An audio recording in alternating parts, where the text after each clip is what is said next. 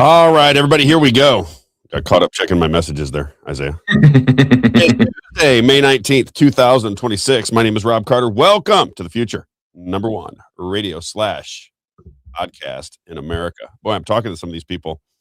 This MMTLP thing, I just love it. I can't get enough of it. What is I'm addicted Right. to the whole conversation. They are they're supporting, I guess a big portion of these people are supporting Ed Galreinstein. Can you imagine? Seems like it. They think that Thomas Massie is the bad guy because he votes for the Constitution, and they think Ed Galreinstein, who wants to institute the draft and is supported by a foreign country, is the good guy. I mean, you can't make it up. You really can't. I don't want to get frustrated with these people because I think they're good-hearted. I think they're trying to get restitution for what I think was a financial crime. But it does boggle my mind that you could be voting, anybody could vote for Ed Galrein, who's an American citizen. Thomas Massie does what you want all of your represent. It doesn't matter whether he has sexual problems or whether he broke up with Cynthia West. Yeah, who cares? Whether he turned into a gigolo after his wife died and started sleeping in Washington, D.C. He votes with the Constitution. What do you people want? Yeah. What do you want? Let's say that he's a crook and he was involved in MMTLP. He still votes with the Constitution. Listen, Congress is not going to fix your problems. Period. Yeah. They're not going to fix your. What would it take to convince you, Isaiah? It's been 3.5 years. Yeah. 3.5 years they've been trying to petition Congress from every different angle, and they think Congress, a criminal outfit, is going to solve their problem with the MMTLP fiasco. When, as I've been saying from the very get-go, it's going to take pressure from the people, and it's going to take the FBI. It's a fraud case. It was an organized fraud case. The Congress is not going to do jack diddly ding dong for you. You can knock on their doors. You can get out down to your knees, all of you in one big powwow circle, and beg Donald Trump to fix it. They're the thieves. Yeah. Are the thieves. I mean, it's just so crazy to me. But anyway, let's get to our No, Rob, the letter on the president's desk. It's going to resolve it. Just like the executive orders. Do you think that the organizers of this thing actually believe that? Do you think that Busy Brands, who I think is well-intentioned, I like him. I'm not upset with him. Or Julianne, who is junk savvy. Do you think that they haven't given the government enough information to solve this case? Is that what we're to believe? Yeah, they just need more. Do you think that 3.5 years later, if they just get just a little bit more information to the right person, they're going to be able to solve the problem? I mean, it just seems like insanity to me. It's like doing the same thing over and over and over and over again. I think when something happens like that to you, you want someone to listen to you because it is 3.5 years though, Isaiah. I know, yeah. But that's on Fox News. It's been on my show. It's been on Ann Vandersteel. It's been on Charles Payne. It's been on everything. Everybody has got the story out into the public eye. Yeah. And they think that Congress, I guess, is at some point, they're like, well, Massie didn't do anything. I'm like, well, Massie's not your issue. You think Massie's the decision maker? You think Lord Massey is going to fix your MMTLP problem? Yeah. It's not. The Congress is not going to solve. They're criminals, for God's sake. They're $40 trillion in debt and stuck a needle in your arm. And you think that these people are your buddies that are going to fix everything because you believe in a system that doesn't really exist? It's fake. The whole thing is phony and fake. You know what it is? I think the biggest problem I have, Isaiah, I think the biggest problem is you and I kind of know what's going on because we do this and we spend our time studying what people say, the outcomes of what people say, and people that just are in their own little bubble like I was for 50 years of my life. What I'm saying to them is so foreign and so ridiculous and so outside the bounds of their reality. Oh, yeah. They can't even contemplate what we're talking about. Here's what I'm trying to say to everybody, and I just ask that you pay attention. We'll give you 1,000 data points to prove what we're saying is true. Congress is a theater of puppets that protect the big donor money that keep them in those seats. Imagine it like this. You have a mafia, right? You need laws to protect your mafia. So what do? You use the money because of Citizens United to put your puppets into positions of power, and or you buy them off, and or you compromise them, or you bribe them. It doesn't really matter. But you get those people into positions of leadership and authority. It doesn't mean every person in Congress is a bad person. It means that if you understand how Congress works, it all goes through Mike Johnson or it goes through the leader of the Senate. That's it. Nobody else even matters. They don't even matter. The only thing they can do is inform you of what's actually going down in there. That's it. That's all they can do. They have no say in anything. They mean absolutely nothing. If Thomas Massie has a bill that he thinks is going to change the world and make it better, it's not getting through Mike Johnson anyway. You understand what I'm saying? Why is that hard to understand, Isaiah? Do people just not know the basics of our government? Yeah, I mean, I wonder if people even know what like House whips are. You know, the people that They don't even know what a whip does. Yeah, I mean, that's what I'm saying is like if you understand just how the inner workings go on, and it's not like they're trying to conceal what they're doing or conceal that, right? Then and if it's something that's in plain view out in the public eye, yeah, it's just I'm kind of at a loss for words because I feel like it's so easy to see personally. It is. Once you see it, I always say, once you see it, Isaiah, you can't not see it again. You'll see it in everything that you do. But that's why our show, I think, is important, is because we prove it to you day in and day out. Let's start with let me get the advertisers. Then I'm going to start with Larry Sharp. By the way, he is clip number 13. This is the guy that was on our show recently. Like and share, everyone. Like and share. Yes, like and share. Like, you got to like and share right away. I keep forgetting to do that. Thank you, Isaiah. Oh, that's okay. Yeah, you have to like and share. We can't get the message out. You know, we're getting the people in the. I think everyone's getting in the routine of things now. So everyone's starting to like it and share it. Even after even after we're off the air, I see people still sharing it. So it's really good. Yeah. Thank you for that, people. Yes, thank you very, very much. And you got a big donation yesterday. We don't have to say how much, but you got a big donation yesterday. And if you want to donate to Isaiah, because Isaiah just pays for the babysitter. That's it. We give him enough money to pay for the babysitter. I think I figured out how much I spend to be on the show. Give it. I spend $1,200 a month to talk to you guys on the internet. Just so everyone knows, we're spending money. But if you want to donate to Isaiah, you can go to X. You'll see my my cover page, my profile page. I think you have it pinned at the top right there on your first as your first post. First page, and it's got a link tree, and then on that link tree, there's a place called Ko-fi. How do you spell it? K-O-F-I? Yeah, it's a big button. The first one, it says support the show or something like that. You can click on that and lets you just enter. That's money to keep Isaiah producing the show because we need Isaiah very desperately. So that keeps us moving forward. Let's get to PLMO. My wife this morning, I'm putting on my T-shirt, and she goes, "Every day you should be wearing a PLMO T-shirt. What are you doing?" She goes, "You got everybody watching you, and you have an advertisement for your organization right on your chest, and you don't wear it." She was aggravated with me this morning. My wife is much wiser and smarter than me. I said, "Well, I can't wear those T-shirts every single day. I like to wear black every now and again. It makes my skin color." Yeah, we can sprinkle them in, right? Right. All right, PLMO, grab them up on the screen. There you go. So now we have we're getting ready to put up the lobby shop so we can sell T-shirts and mugs and all kinds of stuff. So we'll take donations for People's Lobby Missouri very quickly.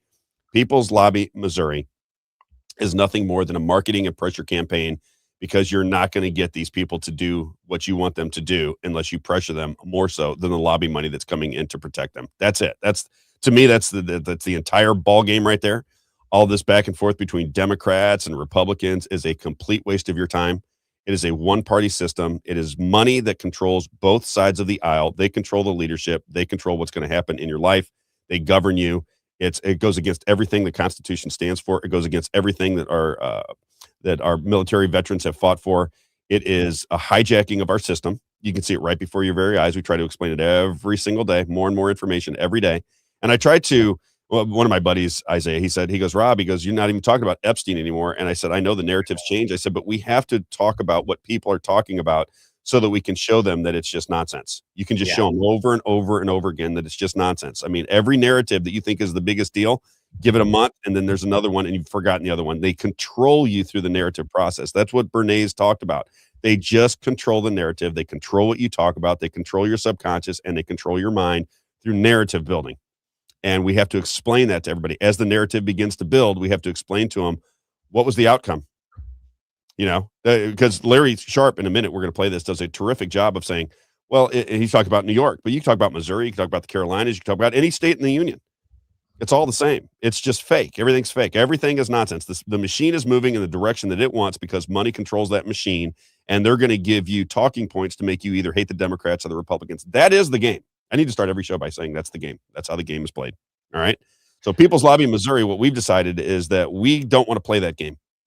We will buddy up with anybody in Congress or the Senate governor's office, lieutenant governor. We'll buddy up with any of them if they want to get things done. And what I continue to say is once you introduce legislation into the House or the Senate in Missouri, then you can watch where it goes. We had two people. This is for all the Missouri people that listen down in the Capitol. We had Holly Jones and Ben Brown, one from the House, one from the Senate, that worked with us to put forth legislation that would clean up our elections. Hear any more about that, Isaiah? Nothing yet. No. Holly didn't even enter it. She said it was Ben's fault. All right. There's nothing. They don't want to clean up the elections. Why does the state of Missouri not want to clean up their elections? And why is J.D. Vance praising Secretary of State Hoskins about all the great work he's done for the elections? These people are frauds. I apologize for telling you, be the first one to let you know, but they're frauds. No sane person, no business person, no person with any intelligence at all would say that our republic relies upon elections and this is the way we're going to run them. Nobody would do that. We run elections like a third world country and convince people that it's the state of the art electronic systems that are counting the votes that are going to ensure your confidence in who governs you. It's backwards and absurd. It's just absurd. I can't take it. People's Lobby Missouri, peopleslobbymo.com. If you go there, sign up as a member. We want $5 and $10 donations. That's what we prefer. We want 10,000 people. If you haven't done that, come on. What's going on with you? Help us. $5 to $10 every month, recurring donation. It's secure. You don't have to worry about anything. And if you're afraid to be an American citizen, we got problems right there to begin with, right? Help us put the pressure, help us market the theory, and make these people come out and talk to us. If they talk to us, you're going to see it. That's the reason they don't like talking to us. I was actually surprised at how many people were open to just having some conversations with us at the Capitol. Not everyone, but more than I thought. There's some good people in there. There is. Absolutely. But the system is completely rigged and controlled. It is. No. It just is. All right, where are we going to start today? Let's get four. Yeah, we did PLMO, and then who'd you say? Sorry. Why don't we do Mitch?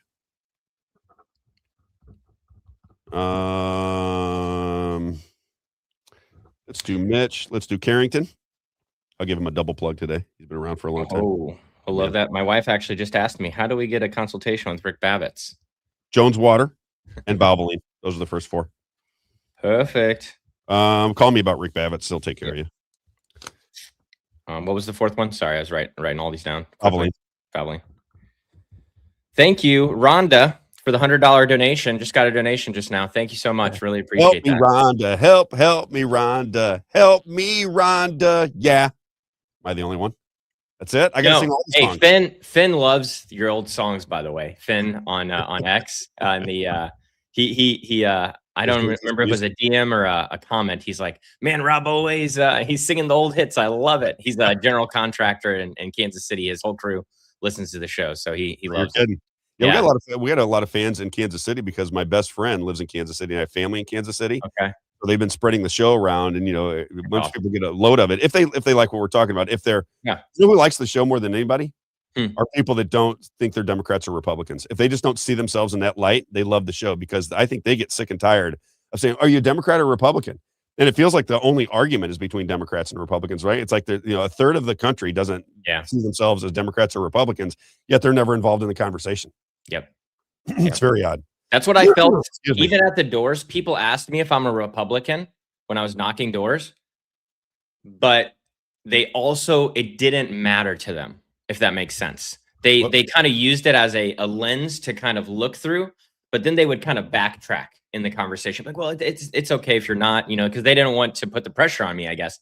And I was like, oh, no, I'm a registered Republican that, with the party. I might not agree with everything that they do, but that's kind of where my values align with, is with them more. But people didn't seem to be as it didn't really matter to them. You could change your affiliation to a Democrat. I mean, to a independent right now, couldn't you? I mean, you're already elected. Yeah, I don't think there is no they don't do partisan races for local elections. Perfect. And so it was just it helped me because 90 something percent, over 90% of people voted for Trump here. So that's why it helps me. And so I think did they vote for Trump or against Kamala Harris? Against Kamala. Yeah. I wonder how many is, because I know there's a big Trump loving crowd out there. Somebody Well, said it's somebody said split earlier like that it's the old split radio like the Trump. yeah, Never somebody you said have the the old radio forever station. Trumpers, and You and I must have just a split second delay. I know it's okay. I apologize. The somebody in the chat this morning said your old station is rooting against Massie, and this is one of the reasons I felt like I was the black sheep there. I mean, I don't mind. I mean, they vote for whoever they want, like whoever they want, promote whoever they want. I Yeah. just don't understand it. And so I come in with the complete opposite view. You gotta admit, if you're somebody who was listening to Real Talk Radio, you had Dan and Drew in the morning. So poor Dan, right? He's in Drew's Oh, show, yeah. so he's Oh. commenting the entire show, and then here comes the black sheep Robin at 9:00, and then I'm, I don't get to listen to them all morning because I'm preparing for my show, right? Yeah. So as Dan said, I could be saying the exact opposite thing. I'm putting this poor guy right in the middle of Drew and myself, which is unfair. I mean, it really is. He was right. Poor I Dan. just didn't know that I was doing that. But I look at this, I don't know what was being said on Real Talk Radio this morning, but it's hard for me to believe that people that follow the news, that actually care about what's going on in the country, would be rooting against Thomas Massie. It's just very hard for me to understand. I mean, what is he voting against? The party that gets nothing done? You don't realize that it's a uniparty. So he's voting against your uniparty, right? He's voting against your uniparty, and that makes you angry because he recognizes that the parties are co-opted. As he said, failure theater. He said, I've been here 12, he was in Congress, and he said, I've been here for 12 years, and every time we're getting ready to go to an omnibus and they're going to shut it down, they always get the money. For 12 years, every single time, the same thing happens over and over again. That's because it's all fake. It's all fake. And he knows it's fake. He called it failure theater. And I think this is one of the reasons that they don't like him. And I'm not talking about, as far as I know, Massie could be part of the whole scheme, right? Because you always need a villain and a hero. So I'm not sure if this is just all theatrical. Well, that's my point about the whole thing, is that not necessarily that he's in on it or anything like that, rather that it's about his sexual escapades. You don't think that's happening with other congressmen, other congresswomen? You don't think that are you blind? Have you not seen that Eric Swalwell? Okay, he just, he was sexually assaulting a bunch of his staffers. Okay. Did you see that video that we showed where he mauled that woman? Yeah, and it's he went with his mouth wide open, like he put both sides of the aisle. Yeah. And so I just think that they're conflating something. They're making something that's not there to draw attention, to use it as an opportunity to say, oh, because it makes conservatives uncomfortable to talk about that stuff, And so if you can make them feel uncomfortable, oh yeah, maybe, well, Ed Gallerin, maybe he's a Ryan. It's Ed Ryan. Okay. Ed Gallerin Stein. Stein. That's right. Gail Stein. Ed Gallerin Stein is, he's running in Kentucky because, there's a ton of Jewish voters in Kentucky that swear allegiance to Israel. Man, and they want the draft to come back. Ed Gallerin Stein wants the draft to come back. Everybody wants the draft to come back. Who does not want to go fight wars for Israel? I mean, come on. Don't we all want to fight wars for Israel? From now until forever? You don't think that's what's going on? No, I'm making that up. Yeah, I'm sure we're in the Middle East for other reasons. Okay. All right. What do we want to start with advertising wise? ROCKIT. If you don't want to get drafted, then join rocketcareers.com. ROCKIT careers.com. My man, Mitch, my other good friend, Brian. If you're a small to medium-sized business and HR does not get the job done, the first business you should think, and it's nationwide, by the way, first business is Rocket Careers, ROCKIT careers.com. They'll take care of you. They'll put the right person before you so that your business runs smoothly when you have great talent around you. They do talent acquisition. They put the right person in the right place. They have a network from coast to coast. They will take care of you. You give them a chance and let take care of you. Small to medium-sized businesses that are wasting money, sometimes on human resources, who just can't find the right person for you because they don't have a big network. These guys have it. RocketCareers.com, 636-778-2419. Pay attention to them. And again, if you hate your job, if you're out of work, for me, it would be sitting in a cubicle. When I used to work in the retail space, I would go into these offices and they'd have 100 people sitting in these little cubicles. And I thought, man, this rat maze would make me crazy. If I had to sit in this thing all day long and look at the computer, I would be miserable.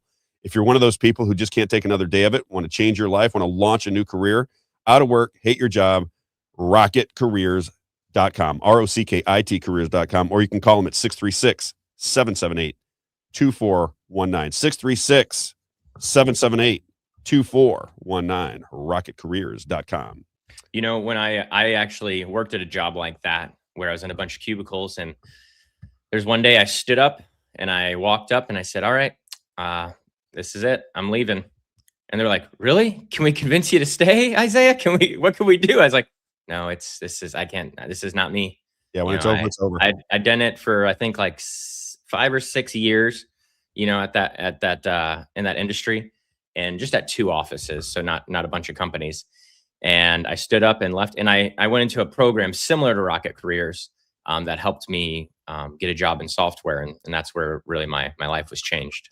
You know, I went from, you know, hating my job to hating, you know, going to work, to loving going to work and making way What's more worse than money than I hating your was. job? What's worse than hating your Oh job? my What's gosh. worse Yeah. than getting up, getting dressed, taking a shower, driving to your position, or being at home? Doesn't matter. But if you have to drive, the time that it takes to get there, the time that it takes back, so you're Mhm. about 10 hours a day of doing something that doesn't fulfill you. If that's something that you are doing, you should reconsider your life. I mean, life is short. You do want to enjoy your life at some point. Find something that you love to do. I got a Yeah. buddy of mine. He's basically retired. So when I told you he's getting the knee replacements, and I said, Tom, what do you want to do? And he said, Rob, he goes, you know me, I'm a hippie. I don't need much money. He goes, but I love working with electronics. I love to explain electronics to people. He goes, so if I get a job making, 14, 15 bucks an hour, he goes, I like to talk to people and explaining to them, like working at Best Buy kind of thing. Where's he live? I might St. be able Charles to hook him County, up. St. Charles County. Okay. I just know a guy, this guy Mike, who owns a couple shops called Reboot Computers. He's always looking for help. So if he's Oh, in really? St. Louis, yeah, if he's All in right. St. Louis, let me know. I'll give him Mike's card. Hook him up. Who's next? We got our man Rick Bavitz Rick Bavitz. coming on the show at 11. Yeah, he'll be on at 11. If you've not Gotta heard Rick email you. Bavitz, Sorry, Rick. I'll email you soon if you're yeah, he's listening. on you. I think he's brilliant. He's one of these guys that if the world were fair and the world were normal, he'd have he'd have a show. He does one on Real Talk, but he'd have a show that. Oh my gosh, he actually asked me to Yeah, you got to talk to him. I need to talk. I'm so sorry, Rick. That's my fault. I think what we want to do with Rick ultimately is if I want to take off a final hour for something, or if even if you do, if he can manage it himself, or if we need somebody to fill in for us for a day, I want to start to get 2 or 3 or 4 people that can do that for us. Because at some point I'm going to take a vacation with my smoking hot wife. At some point I'm going to take that smoking hot woman someplace she enjoys, and when we do that, I don't want the show to go silent for 10 days or 2 weeks or whatever. I might go to Europe at some point, because we've been talking about that since we were kids, and I don't want the show to go silent. So we have to have somebody that's going to pick up those puzzle pieces and put on a show that people can enjoy while we're gone. So Rick Bavitz is one. I thought, you know what, Rick Bavitz would be perfect for this. I thought about Sandra McDowell. I don't know if she wants to do it, but I thought about people that I think are just interesting people. That's all. Rick Bavitz is one of these. I don't want to call him a know-it-all, but you can ask him just about anything, and he has some understanding of it. He's a guy that sent me over 1 million documents when I first started in radio. He goes, I've been keeping all this information. I heard you on the radio, and he goes, you were talking about this, and I got all kinds of documents, and he sent me over 1 million pages. This guy just collects information and then is able to retain it. It's amazing. Anyway, Carrington Financial, yourcaringadvisor.com. Rick Bavitz, 314-671-0525. What I like to say is, it doesn't matter whether you get a second, third, fourth, or fifth opinion. Doesn't matter. When it comes to your money, if you're nearing retirement, if you have money to protect, if you have money to grow, if you're just nervous, whether it should be in the market, should it be in currency, should it be in gold or silver, where should my money be? How should it be working for me? Rick Bavitz is my guy. I think you should give him a call. Hear him out, because he does it different than everybody else. He's not your typical cookie cutter financial advisor. He's got a different opinion on how things work. I think he's brilliant. I think you should reach out to him, especially if you're nearing retirement. If you're nearing retirement and you haven't at least heard what Rick Bavitz has to say, I don't know what you're waiting for. 314-671-0525. Biblical principles with your money. Carrington Financial, your caring advisor.com. And he'll be on at 11, by the way. You'll enjoy that conversation with Rick. He's my guest today. Can you imagine? I've got an advertiser that is now going to be a consistent guest. Can you imagine that? That's how much I like it. I get stuck on the phone with Rick sometimes because he can get long-winded on you. But I get fast, and I'll look down and I'll be on the phone with him for an hour and a half. And every time that's happened to me, I thought, I've got to get him a position on the show. If he's entertaining me for an hour and a half with information, then what's he? And I'm difficult to entertain because I think I know most about what's going on. I don't have a clue as to what's going on based on. I feel like we got to do a like an hour live stream with him where we just let him have people call in about the MMTLP situation. Yeah, that'd be really cool. It would be good, actually. Yeah, Jones Water, just from both sides, just call and ask questions, inquire, see, get his opinion, things like that. That'd be really interesting to see. You know what's odd about that MMTLP? I just want to, because you keep bringing that up, and I got to just make my comments known here. What's weird about the MMTLP situation is it does feel a little bit like the Thomas Massie, Ed Galreinstein conversation. Yeah. Right. In as much as it appears to me that the people that are organizing it are not interested in solutions as much as they are attention. It appears, I don't know if that's true or not, and I don't want to make any accusations, but if you can come on our show, clip it up, and get it out to 500,000 people, which you should be able to do with 300 people that are invested in what you're doing, right? You just get them on X, you take a clip of what we're conversation. That debate would have been fantastic because they could have, as far as they're concerned, they have all the information. They know exactly what they need. Amy is half retarded, and they can do whatever they want, right? Why would you not take advantage of that? It doesn't make any sense to me. It still doesn't make any sense. Why would you not cut that up, have every single person that's involved in MMTLP share it on social media, and everybody, so if person X shares it on social media, has 299 other people to share it, then one of those other people puts it out, and the other 299 people share it, and all of a sudden you have a big message going out that can sell what you're trying to get accomplished. And they, not only did they not want to do it, they basically ghosted me and have been upset with me ever since.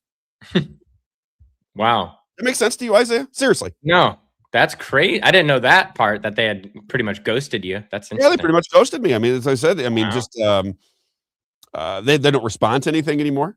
Like we put something on social media, they don't respond to it anymore.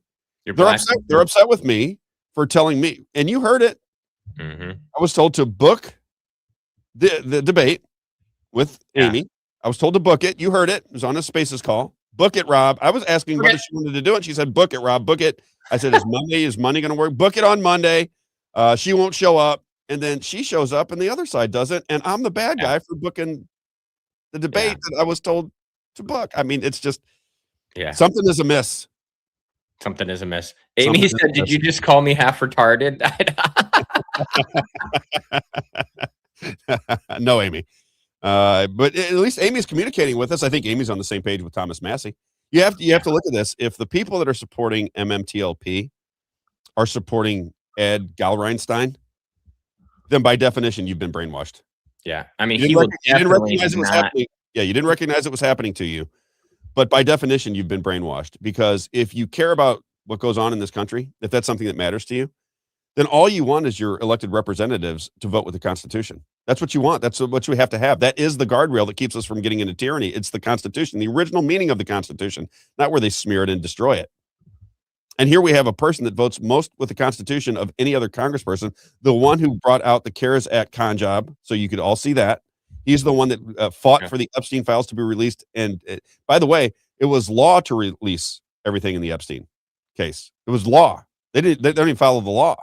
He was the one for pushing the law to take precedent over the wishes of Donald Trump. And it didn't happen. And you guys are mad at him because he doesn't vote with the party enough. It's I mean, it's just crazy. All right. Which one's next? Joneswater? Joneswater.com. Joneswater.com for all of your air and water filtration needs. Again, first step. I say it every day, but again, if you're listening for the first time and you have your grandparents living with you, or have your parents living with you, or you've got kids, grandkids, whatever, if you want a happy, healthy home, you must have clean air and clean water. It's not an option anymore. You can't drink that water coming out of the faucet, can you? I mean, come on. You're going to drink that, wash your clothes in it, cook your food in it? Not me. I'm out. I want clean, fresh water in my home. So you need a water purification system for your home or business. And when it comes to air, I can already tell you, Isaiah, we talked about it when I was in town. I had to stay with my buddy Scott. He does not have an air filtration system in the bedroom that I was in. And I kept thinking, I wonder why my nose is so stuffed up. I'm getting sick all the time. And I thought, I don't have the air filtration system. There's pollen in the air like crazy. I'm breathing this dead air. I got sick as a dog. I'm back home. We have the air filtration system, and I feel better. Isn't that odd how that works? Mm-hmm. You'll be the filter, or you'll buy the filter. Joneswater.com. This is the one you have too, right? The Healthway Deluxe. That's the one that's in my dad's condo. That's when I started feeling better, staying at my dad's. And then that is also in Helen Gelhart's office. We'll get to her in just a minute. Okay. If you do business, or if you want to do business with Everett, now this is a local advertiser on the Missouri side, St. Charles County, Lincoln, Franklin, Warren, St. Louis, and Jefferson. If you go to the east side, Madison, Monroe, Jersey, and St. Clair, you'll be the filter, or you'll buy the filter. JonesWater.com, 636-899-1040. All right, now let's talk about oil changes. I forgot to get a hold of Tony yesterday. Sorry, Tony. He texted me during the show and I forgot to get back to him. Valvoline, there it is. Valvoline Express Care, Valvoline-Express Care. If you want to go see the locations, I prefer that if you get an oil change and you're in the area, you get it from Valvoline Express Care. Supporter of the show, great people. 15 minutes from Beta on your way. That's his pitch. 15 minutes from Beta on your way. Quick, efficient, easy oil changes with no sales pressure, no appointments, no pressure, all Valvoline branded products. I mean, as he said, he goes, Rob, I've been in this business forever. I know the complaints. The complaints are it takes too long to get your oil change. People are in a hurry. And number two, they don't like you coming out trying to sell them 3 and 4 things every time they get an oil change. It drives them crazy. He said, I don't do that. Quick, efficient oil changes. If you have an air filter that's going to destroy your car, we'll bring it out to you and show it to you, but there's no pressure. Hey, do you want to change it or not? No? Fine. We move on. He said, happy people, happy, clean, efficient oil changes, and away we go. Valvoline Express Care. If you don't have that sticker on your window, we cannot be friends. Locations in Warrenton, Cape Girardeau, St. Peters Parkway, Mid-Rivers Mall Drive, Troy, Illinois, and Lime Ferry Road. Warrenton, Cape Girardeau, St. Peters Parkway, Mid-Rivers Mall Drive, Troy, Illinois, and Lime Ferry Road. Valvoline Express Care, and my man, Tony Clark. All right, where do we want to start today? Because we got some time. Larry Sharp. Larry Sharp. See, that's why I like you, producer boy. You're doing fantastic. Did you see my post I put out? No. Last night, someone was mad that I was in a space with the MTLP shorties. That's what I'll call them, the shorties. And I go in both sides, just so everyone knows. I was in this morning. I was in an MTLP space, but the thing is that with the people that shorted, they gave me a mic and they offered me to speak in this space. And so I said, oh, sure. Yeah, absolutely. They're asking me a question because we just had the show about all the stuff with Cynthia West. And I talked on there for, I don't know, maybe 5 or 10 minutes. And then I had to leave. But they made a post about it and a screenshot. Of course, they didn't put the. Oh, I did see that. I know what you're talking about. Yeah, they put a screenshot like, oh, Rob's producer's already made his mind up about Cynthia West, blah, blah, blah. And I haven't made my mind up about Cynthia West. I made my mind up about what she's trying to get accomplished. I mean, she can be telling the truth in both areas. She can be telling the truth, but it doesn't matter. It doesn't matter what you're saying. That's my point. Exactly. But I just put out a post. I said, red alert, producer boy is speaking his mind again. Speaking of Cynthia West, though, there is, who's the guy that Michael AMC or whatever? He's making some accusations that big donors to Massie could be complicit in Epstein. Was it Epstein or complicit in FINRA? I don't really know what it was. Well, I think we have it. If we don't, we'll talk about it today or tomorrow. But it is interesting. Let's do Larry Sharp, though, because I want to make a plea to the MM. I would like to see your situation resolved. I mean, I take great pride in getting involved in things and seeing them to seeing something positive come out of it. I'm not talking about Jeffrey Winehouse because it's an interesting story. It is, but I'm talking about Jeffrey Winehouse in Franklin County because he's an innocent man that can prove he's innocent because he videotaped his own execution and lived to tell the story. He sits in prison. And I keep asking the Republican Party is not going to answer this question, are they, Isaiah? You think anybody in the Republican Party can answer the question why a guy videotaped his execution sits in prison for something he clearly didn't do? Because you can watch the video and prove that he didn't do it. You can watch the video; it's right there live. Yeah. How do you allow that? How does Mike Kehoe sleep at night? if it isn't corrupt, how does Mike Kehoe sleep at night? Now, just ask anybody. The man videotaped an execution because he was an independent journalist messing with some very powerful people, and a police officer, I think from the Highway Patrol, if I'm not mistaken, came to his home, got a search warrant because he says he smelled marijuana. The other guy with him says he didn't smell it. Isn't that odd? I mean, he super sense nose. He's got a nose like Charlie Kirk has a neck, if you understand what I'm saying. Yeah, seriously. Right? And then through this search warrant that was nonsense, I would have to say, you know what I mean? Through this search warrant, they take his computers and his phones. And then in an effort to get his computers and his phones back, he goes to a gas station out in the middle of nowhere. And somebody that's not even in their jurisdiction shoots him 4 times, twice in the chest, twice in the head. And the state of Missouri doesn't seem to think that's a big deal. Not a problem for the state of Missouri. Not worried about it at all. Innocent man in prison. Republican Party goes, what's for dinner, guys? How much more money can we? JD Vance is here JD Vance is in town. Come on, JD Vance. Palantir. That's oh my gosh. our society is a mess. I'm really hoping that your generation, Isaiah, can fix all the brainwashing that happened in my generation. I think that you're beginning to recognize how people are misled time after time after time. And I'm hoping that your generation solves this issue. What's that? Yeah, rock. you need to tune in with the 80s rock. Your life will go so much smoother. I love it. That's right. You're right. 70s and 80s, the best music ever. No doubt about it. Let's play Larry Sharp, though, because I'm going to go on forever. So Larry Sharp, now, again, if you did not get to see it, Larry Sharp is running for governor. He was on the Joe Rogan show. I listened to his Joe Rogan show. I thought he was fascinating. We reached out to him. One of our bookers, I think it was Sherry, reached out to him, got him on the show. And I like him. I like what he has to say. But he talks about, he's an independent, and he talks about the two parties. Now, just common sense. I'm just asking for common sense. Isaiah, can our audience have some common sense here for a minute? No. Common sense isn't too common, Rob. I think our audience is good at it, though. I think common sense from our audience. Yes. Listen to what Larry Sharp has to say about the two-party system that is nothing but fake nonsense. Check it out. Clip number 13. See if this makes sense. Gonna fix this, but a guy like me. You don't like that? Too bad, I'm right. Blakeman ain't gonna do a good thing. Neither is Hochul. They're not gonna fix anything. Neither is Trump. Neither is whatever Democrat they come up with. They're not gonna fix shit. They don't. You think I'm making that up? You lean left. The Democrats have controlled the House, the Senate, the presidency, and the Supreme Court, sometimes all together the past 25 years. Where's your Medicare for all? Nowhere.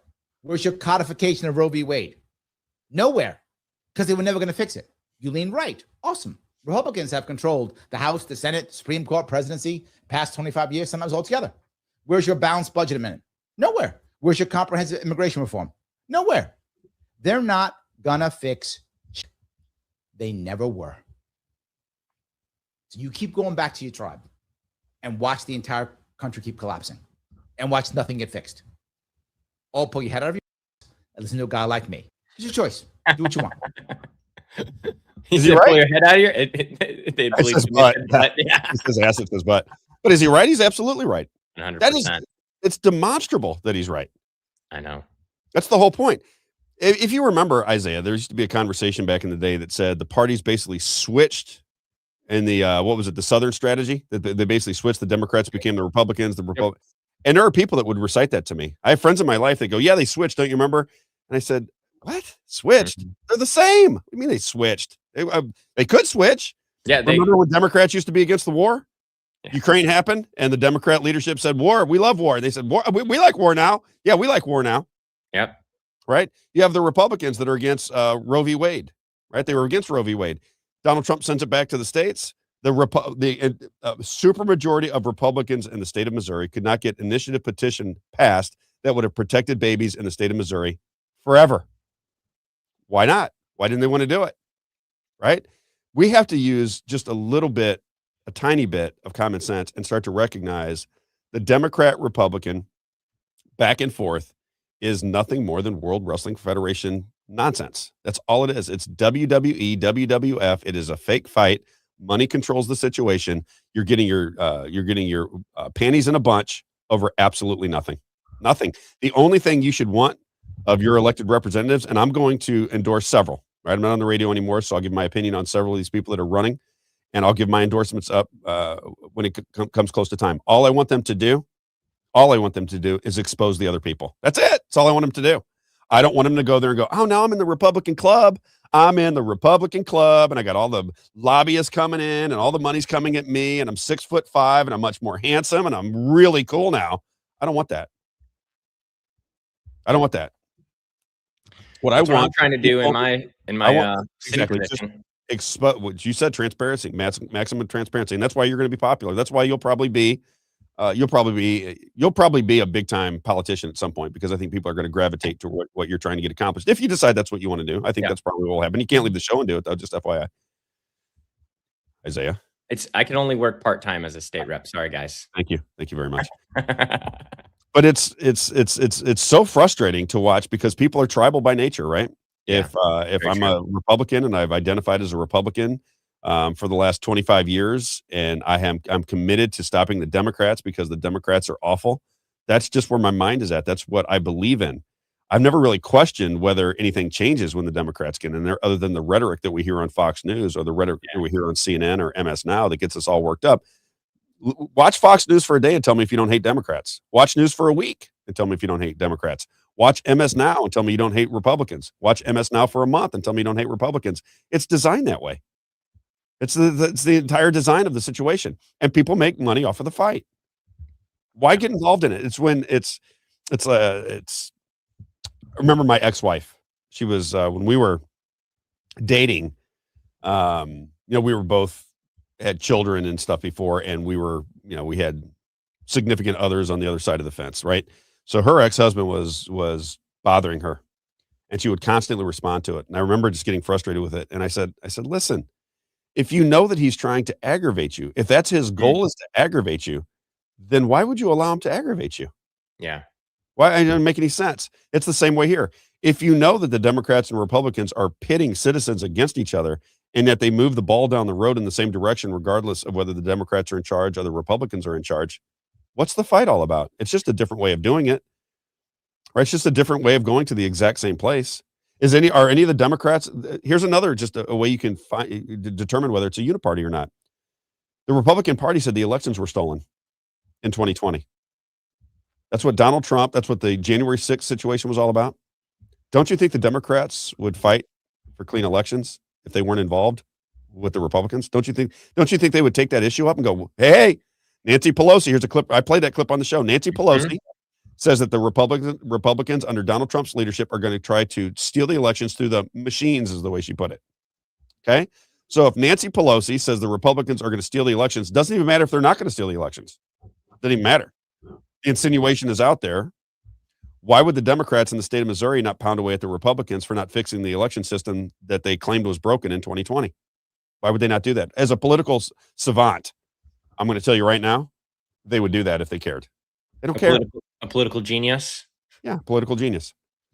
These are simple things that just kind of tell you what is actually happening. Why can't people recognize it? Why am I the bad guy for telling the Republican voters in the state of Missouri what is completely obvious to them? And they don't want to debate me. You ever notice that, Isaiah? How many times on the radio when I'd say, you guys can call in, you can come on the app, you can come in the station, we can do it publicly. I want that debate because I think that I can prove that to you.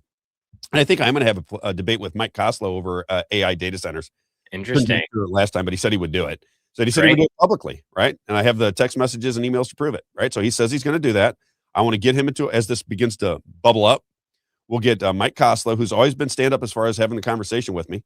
We'll get into a public forum. He'll bring his people. I'll bring my people. We'll be very gentlemanly about it. And we'll talk about the advantages of AI data centers.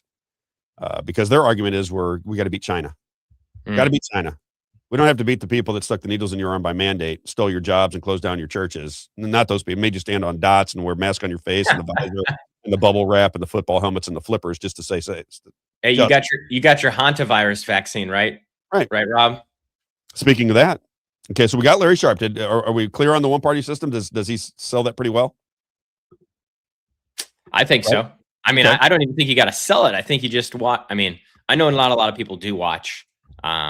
And that's part of the problem is that they're not watching the actual proceedings or anything like that. They're just watching what the news is putting out there. And so they can't see that these, they'll fight against something that they'll fight for something that they were against last election cycle. You know what I mean? And they flip the script on everything. Yeah. And if you're watching long enough, you'll realize that. You'll see it. That's what I'm saying. Yeah. And one of my buddies was mad at me this morning. He said, we didn't even talk about the Epstein case. And he was kind of getting on me about, keeping these stories. It is important. I understand. It is. And what I would say to that is, what I really want people, even more so than the Epstein case, which is never going to have a resolution. We can talk about it from now until the cows come home. Nothing's going to happen there. It's like the UFO files. You think they're like really UFOs, the aliens? These are things that are never going to come to fruition. It's just they grab your attention as the real things are beginning to happen, like putting information. We got to figure out whether this is true. Several people are out on social media saying that we now have a draft. In December of this year, we're going to have a legitimate draft for people ages 18 to 24 in America. It's back on. The draft is back on. Is that big news everywhere? I don't know. Is that big news? Yeah. You think young people want to have a draft again in this country? No, I don't think so. But we're talking about isn't that what Anna said yesterday when we were talking with her? Yeah, She said, over my dead body. Or Exactly. is my son going to go fight for a foreign war? And Ed Galreinstein, he wants the draft back. Get it going, baby. We need these young men ready for war. You like Ed Galreinstein? I like that. Yeah. Comes off the tongue real nice. Ed Hopefully he's going to wear an Israel tie, I hope. For AIPAC Ed. Yeah. AIPAC Ed. All right. Let's go to what's going on behind your back that you might not have paid attention to. It's clip number 9. It's a little bit long, but I want to play this. Okay. So if you're somebody who doesn't like mandatory vaccinations, you're like, nah, I really don't trust this government to stick a needle in my arm. I'm kind of out on that. The Tuskegee experiment, the COVID experiment, autism rates, just the lack of health and energy that our country has at this particular moment in time might be coming from the medical industry and or the pharmaceutical industry and or the vaccine industry. If you understand what I'm saying. Clip number 9. Check this out. This is news that broke yesterday. This is from Health Freedom Defiance. Check it out. Clip number 9. Hi, everyone. Leslie Manukian with Health Freedom Defense Fund here with some really devastating news. I just learned that the Supreme Court has denied our petition for a writ of certiorari, meaning a request to the court to review the Ninth Circuit's ruling in our case against the Los Angeles Unified School District. What this means is that the Ninth Circuit's egregious ruling that it doesn't matter whether a shot stops transmission or infection, all that matters is that a state official could have believed a shot would help individual members of the public will stand. And it's now precedent in the largest circuit in the United States, the Ninth Circuit. This ruling by the Ninth Circuit violated not only its own precedent, but also Supreme Court precedent, both of which have ruled in the past that state action requires a balancing test between violations of our individual liberties and the claimed state interest. That doesn't matter anymore now when it comes to public health. This should frighten us all. It frightens me. Let me tell you. It depresses me too. But this is the most important thing for us to all take away, is that the system is not going to protect us. I think most of us already know this. But it's up to us, the people, to do something, to refuse to ever obey a mandate from authority again. That's the bottom line. We're already hearing this is happening. They're already stirring the pot of fear about the supposed African disease that they're talking about. And this new one from the cruise ships, right? There's a great article on our website about that one, so please read it. But they're really stirring the pot of fear again about these things. And there are actual actions being taken in other countries now pursuing energy lockdowns already. We've heard about them possibly coming in Britain and in Australia, where they're telling us to do our part and to toe the line. Well, India has just announced that they are encouraging work from home. Yeah, don't drive, don't use as much energy. Basically, energy lockdowns. Here we go again. This is what's coming. That's good, Isaiah. And the system is not going to protect us. What is going to protect us and save us is... That's pretty crazy. Right. And the only thing will save us is us. It's what I said before. If I were to run for governor, I would I'd get to every county. I would market that I was coming to town and that you could ask me questions. And I would say that I need you. You don't need the James Fishback approach. That's the only approach that's going to matter. If politicians are communicating to constituents that they are going to solve your problems without your input, then they're frauds. They're just frauds. Yeah. That's all they are. How can they possibly know the issues that you have unless they have a public conversation with you? How can the Democrats and the Republicans in the state of Missouri, and I assume it's probably primarily Republicans, how can they push for AI data centers when none of us have any understanding of what's real and what's not? How could they do that? If it's a government of, by, and for the people, don't you want to know what these AI data centers are going to do to your environment? Mm-hmm. Are they going to be able to surveil you? Does it transfer power, more power? Because right now it's almost complete, but is it going to transfer power from you to the tech bros? Or is everything in your life going to be monitored for you moving forward? Is the framework for digital money coming into play, the mark of the beast. Is that happening? Well, yeah, it's happening. And you're stirring it on. And these Republicans in the state of Missouri, like this Kirk Hilsinger, almost all of them, right? I mean, the Freedom Caucus, you got Tim Jones. We talked about that yesterday. They're all pushing this. And do you think that they have any idea what the hell they're talking about? No. No. They'll tell you they do. They'll tell you they're experts. But they don't know jack diddly ding dong about any of it. Nothing. They don't know what the end use is going to be, nor does anybody else, except the people that are putting it in place. It's depressing because it just feels like our society is going to crumble because people are more concerned about a paycheck or more concerned about the power that they might be able to wield than they are the collective of our country, the republic itself. They're more worried about getting a check immediately to pay for their outrageous grocery bills and their electric bills and to be able to take their vacations and drive the nice cars and have the great home. They're more concerned with that than they are about the repercussions of AI data centers that can collect and store information on every man, woman, and child on the planet. That they're not worried about. That don't even talk about. It is odd. You must admit it's odd. Mm-hmm. All right. Let me do a couple more things here, then we'll get back into a couple advertisers that we need to get to. Can I start with? Oh, I did want to say the selective service, the draft, because I know John you put that comment up on the screen. So the difference is, because I remember the selective service, you had to sign up. So they would send you something in the mail and you have to fill it out and then mail it back to register for the draft. And now you're not going to have to do that between the ages of 18 and 24. You're just going to automatically be registered for the selective service. So that's the only thing that's really changing. So it's the draft. That's I don't know. Being described.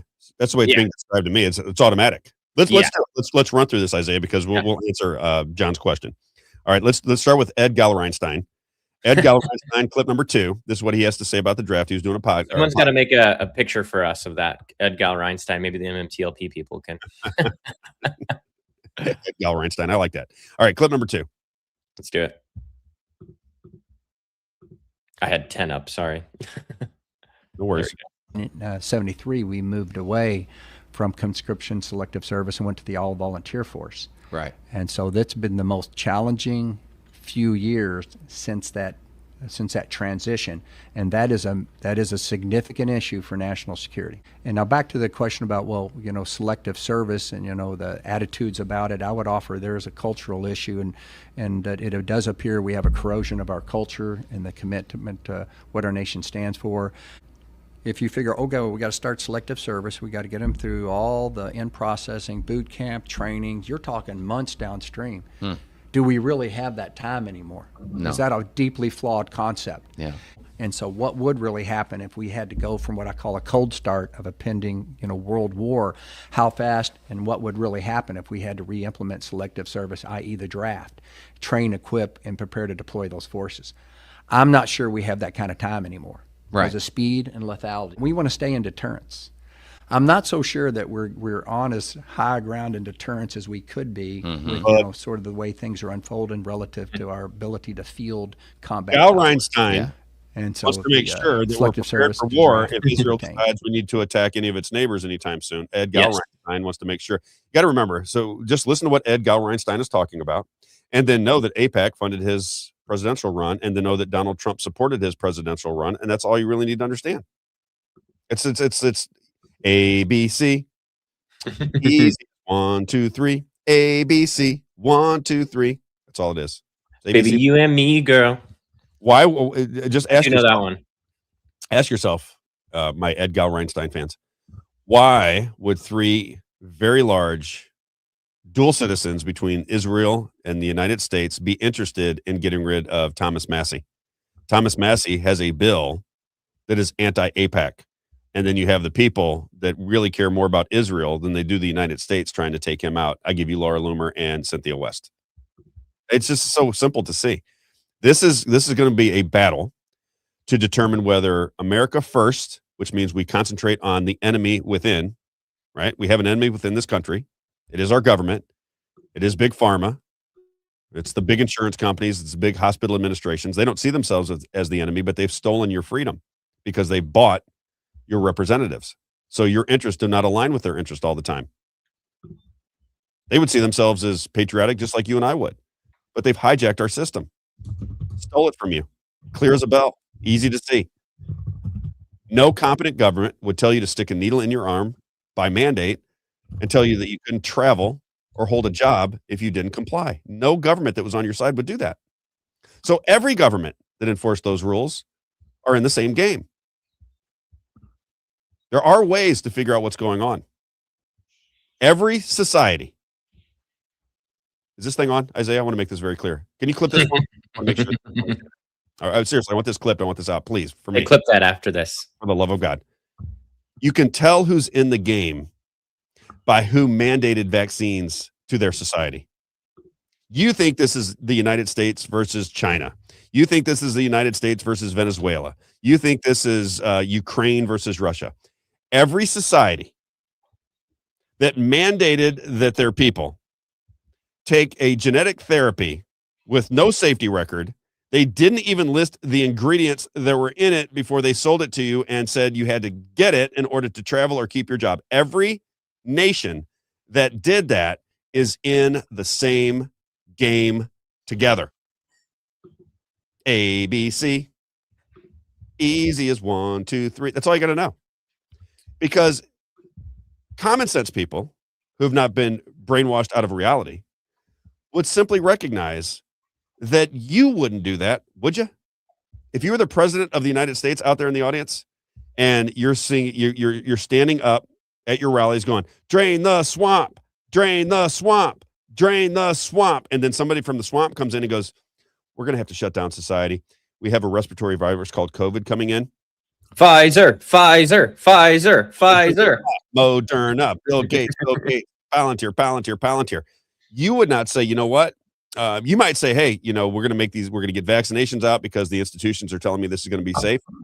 But there is no way that you would mandate vaccinations, force people to wear masks, keep the big corporate businesses open, and close down mom and pop shops. Close down your churches and make sure Target and Walmart is open. You would not do that because you actually care about your country. They care about consolidating power. And they were able to consolidate power through the COVID con job, which led us to the CARES Act. That's what happened. That is what happened. So when you look around the world and you go, boy, China's our enemy. China's our enemy. China was in alignment with America. China is as much. You don't believe that China's a part of America? Everybody out there, let's do Donald Trump. Didn't Trump just go to China? Did I give you the before and after with Donald Trump? Did I skip that? I think I have that from yesterday. I can try to pull it up. Yesterday's notes before and after with Donald Trump. Okay, because Donald Trump theoretically, when he was running for president in 2016, could have been the real Donald John. I'll call him Donald John. Okay, that might have been Donald John running in 2016, but in 2025, it's just Trump. It's the brand of Trump. The brand of Trump means that he can tell you anything. And because you're so preconditioned to think he's a superhero, that you'll believe it. And I know you get mad at me when I say that, but that is the reality because you don't know anything. I'll tell you this too, just from a marketing perspective. Do you know how many products out there, Rob, use the Trump name and he's not involved in any way with these products? License it. Yeah, he licenses his name out to these people. Listen to him talk about China just for a second, just so people understand that we bring the receipts. My buddy Jeff says, Rob, how do people argue with you? You bring the receipts on everything you say. I said, I don't get it. I don't understand how do you argue with it? When I show you the video of him, I followed him. I was on his campaign. They're Democrats, Rob, so they're wrong. I guess. All right, shoot it. China. We can't continue to allow China to rape our country. China's taking our jobs, our money. We've had a fantastic relationship. Such respect for China. We don't want you buying our land.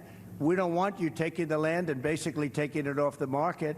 You want to see farm prices drop? You want to see farmers lose a lot of money? Just take that out of the market.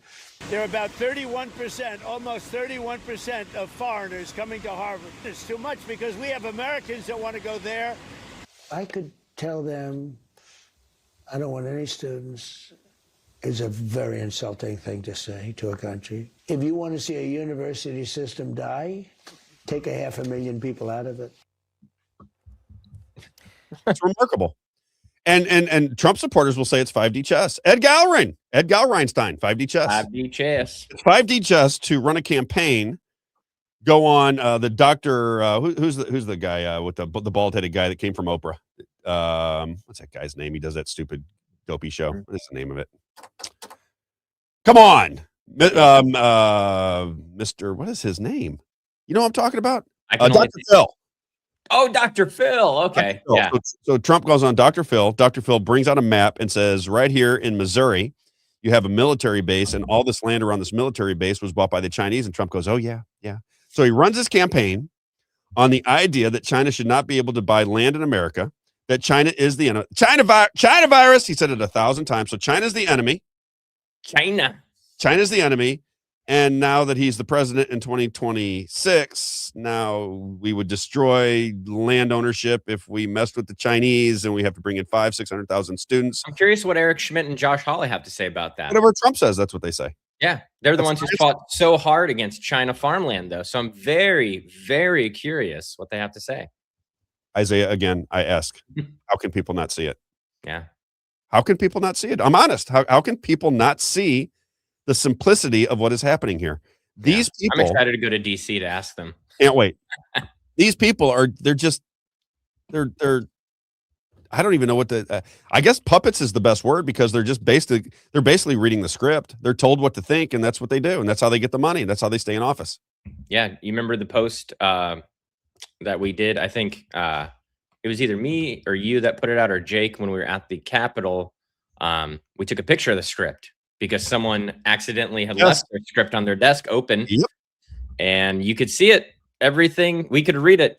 Jake's phone was so good enough to zoom in where we could read the script. And it's like, Mr. Speaker, blah, blah, blah. You could see the script highlighted in yellow when we were at the Missouri Capitol. You could see the script they were reading from. There was a time when nobody was in. This is just recollection of what happened at the Missouri Senate when we went last week.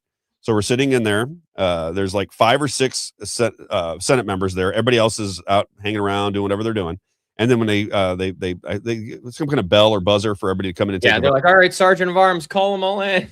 Yeah, they come in to take the vote, and this one lady turns around. I don't know if she's a Democrat or Republican. I really don't. She turns around, she goes, "Vote no," and she puts her thumb down. So these people don't even know what they're voting for.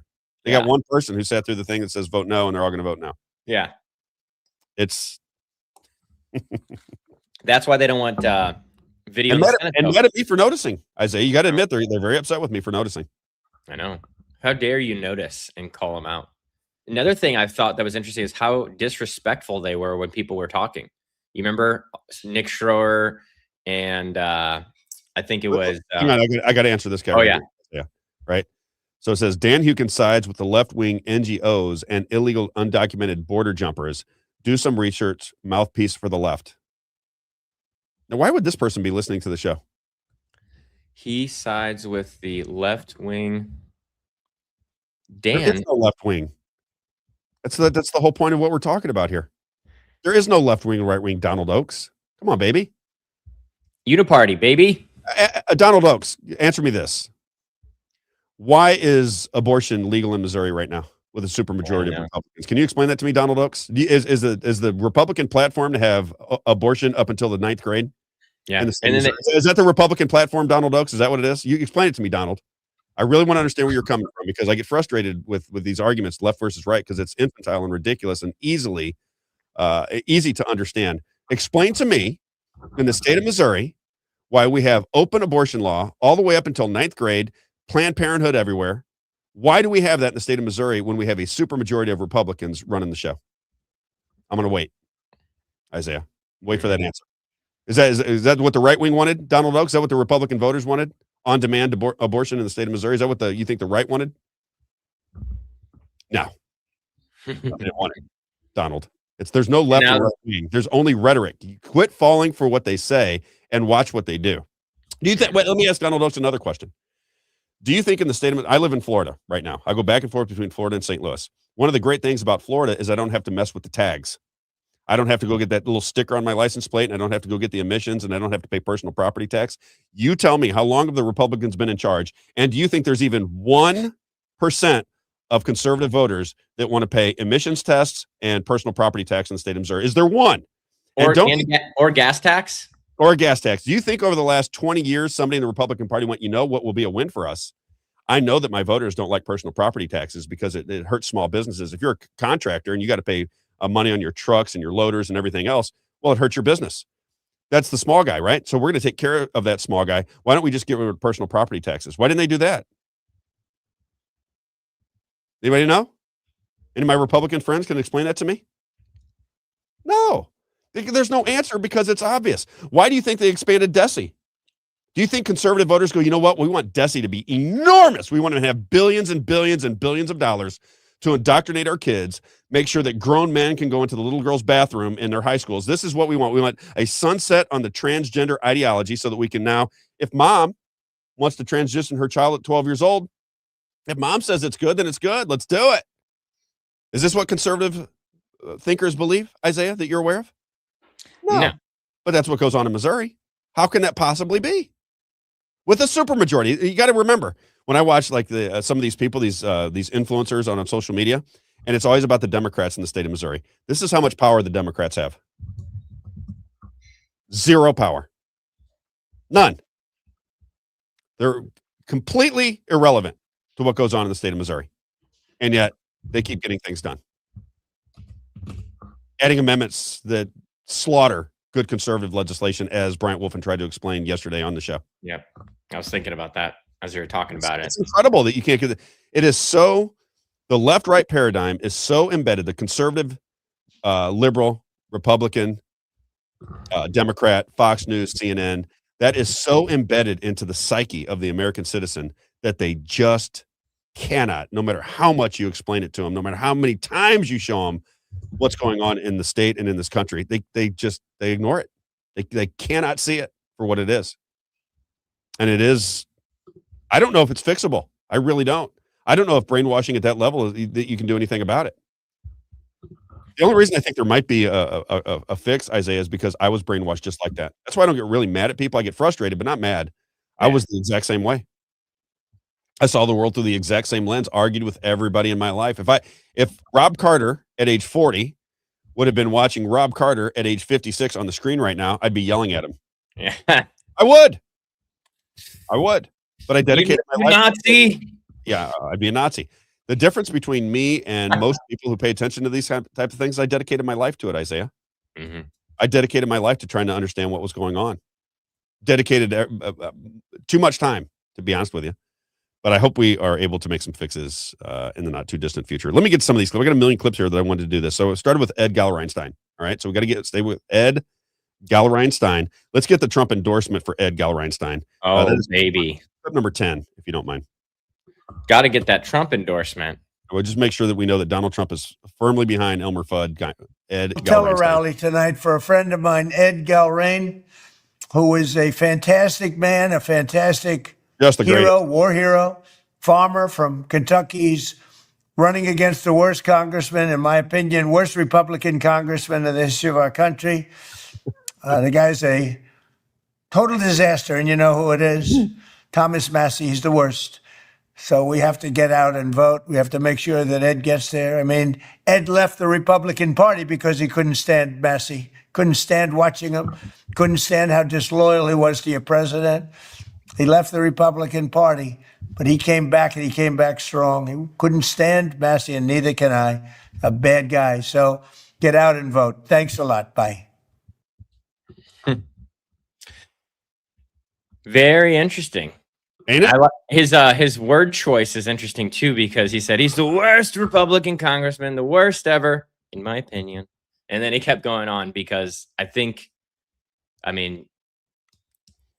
you'd have to be a fool to really think that Thomas Massie is a terrible Republican, because he votes with the Constitution the most, and that's pretty much what Republicans want to say. It's kind of hard. Can we just loosen it up a little bit with JP Sears? Yeah. Oh, yes, baby. So JP Sears, if you don't know, JP Sears does social media content, and he is sarcastic. Okay, so he does a lot of sarcasm. I love sarcasm, Isaiah. If you don't like sarcasm, you're probably not going to like me. You're probably not going to like JP Sears.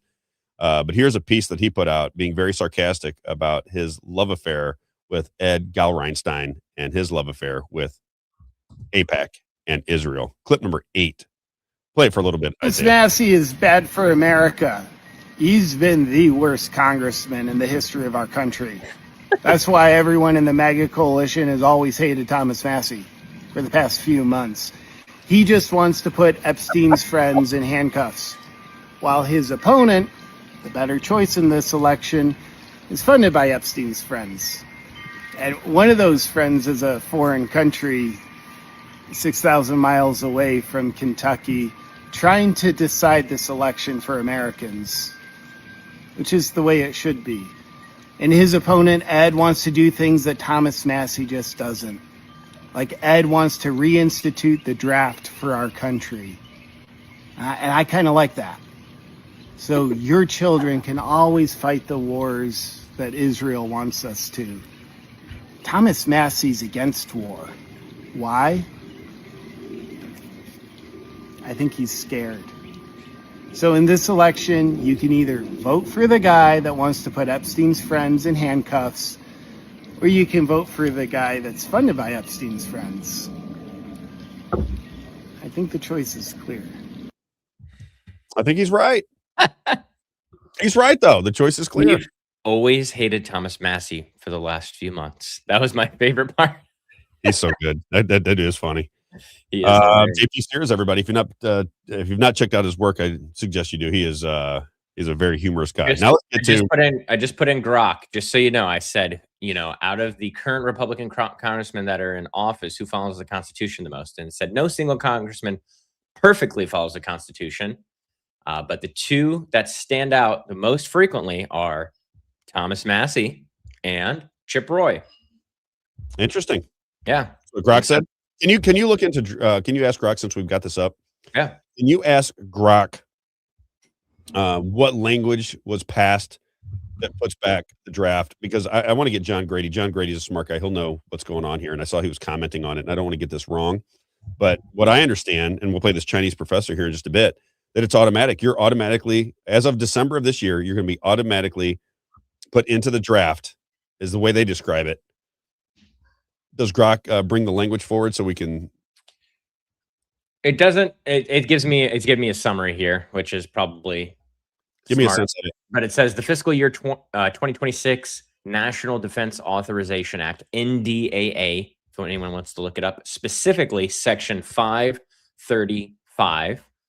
This bill was passed by Congress in December of 2025 and signed into law. It amended the Military Selective Service Act to shift from self-registration to automatic registration for eligible men, 18 to 25/26. That's interesting that there's a slash. U.S. citizens and certain residents by the Selective Service system. So not just citizens, but some of these illegals, I guess, can get drafted too. Does that mean that they can be called to duty, though? Can you ask, does that mean they can be called to duty by law? Yes, that's what I would understand. Let's see. If there's that will cause a civil war if they start trying to draft kids that don't want to go to war. That's not going to go down. Yeah. Now they're not going to start doing a draft. They're just passing an automatic registration system that automatically registers. There's people that are already registered for the draft. I had registered when I was in that age, but I just filled it out and sent it back. I never did when I was a kid. Yeah, there was something in there that made me feel like I had to when I was reading it. I remember that. And then I think someone told me that I didn't have to, and I stopped eventually. But it was when I was like 18, I got this thing. I was like, what the heck is this? And they're like, oh, yeah, that's the draft. You got to sign up. I was like, what? Huh. So no automatic registration does not mean anyone's getting called up anytime soon. Simply updates the database of eligible names. The U.S. still has an all-volunteer military, and there's no active draft right now. Okay, good. And it's a little misleading what these people are saying, because here's the Chinese professor. I don't know if that's true either, though. Who knows anymore? Clip number 16. Well, this guy's interesting. He's been right about a lot of things, but I've seen good criticisms of him too. That they came out of nowhere too, which always makes me nervous. Yeah, that's really where it comes from. Where any criticisms start is that who is he? Where did he come from? And now he's telling us how the war is going to turn out. Peter Zing? Or no, yeah, yeah. Peter Gurnis. I got to get him later. All right, let's check out what he has to say real fast about the draft. had a draft. But for the longest time, it didn't really care whether or not you actually signed for the draft. And starting in December, participation in the draft will be automatic, meaning that if you're between 18 to 24 in America and you're male, you'll be automatically put into the draft system. From when? I mean, from December. This year? Yes, that is correct, yes. So between the age of 18 and 25, you think, and what does that really mean? Well, I've not really experienced that in my lifetime. So it means that if you're between the age of 18 and 24, either gender, No, male. male, then you have to sign up for the army. No, you already put into a draft. Oh, you're already, okay, but you might be called upon. That's right. It's a lottery system. They're turning it on. They're CNN. Automatic military draft resignation. Automatic military draft registration takes effect in December. Here's how it would work. There you go. Wow. Yeah, so the I looked up too here. It said what would trigger a draft actually, and it's a couple things. One, a major national emergency where the volunteer military is not enough. So that would have to be a stipulation, is that the current military, we don't have enough to deploy, I guess, which, I mean, I feel like we have enough. And then second, Congress and the president would have to pass legislation to authorize and activate a draft still. So there'd have to be votes on it, it sounds like. Okay. I feel better about it. What'd you say? I said that makes me feel a little better about it. Yeah, because that means it just can't be triggered like that. There has to be agreement, bipartisan agreement, because you got to get some people from the other side of the aisle to agree with you at some point, wherever we're at, whichever, quote unquote side is in power. Yes. All right. And it would still be a random lottery. That's the last thing I was going to say. So it would be random lottery. So let's do what time we got here? Yeah, let's get advanced wellness on the screen.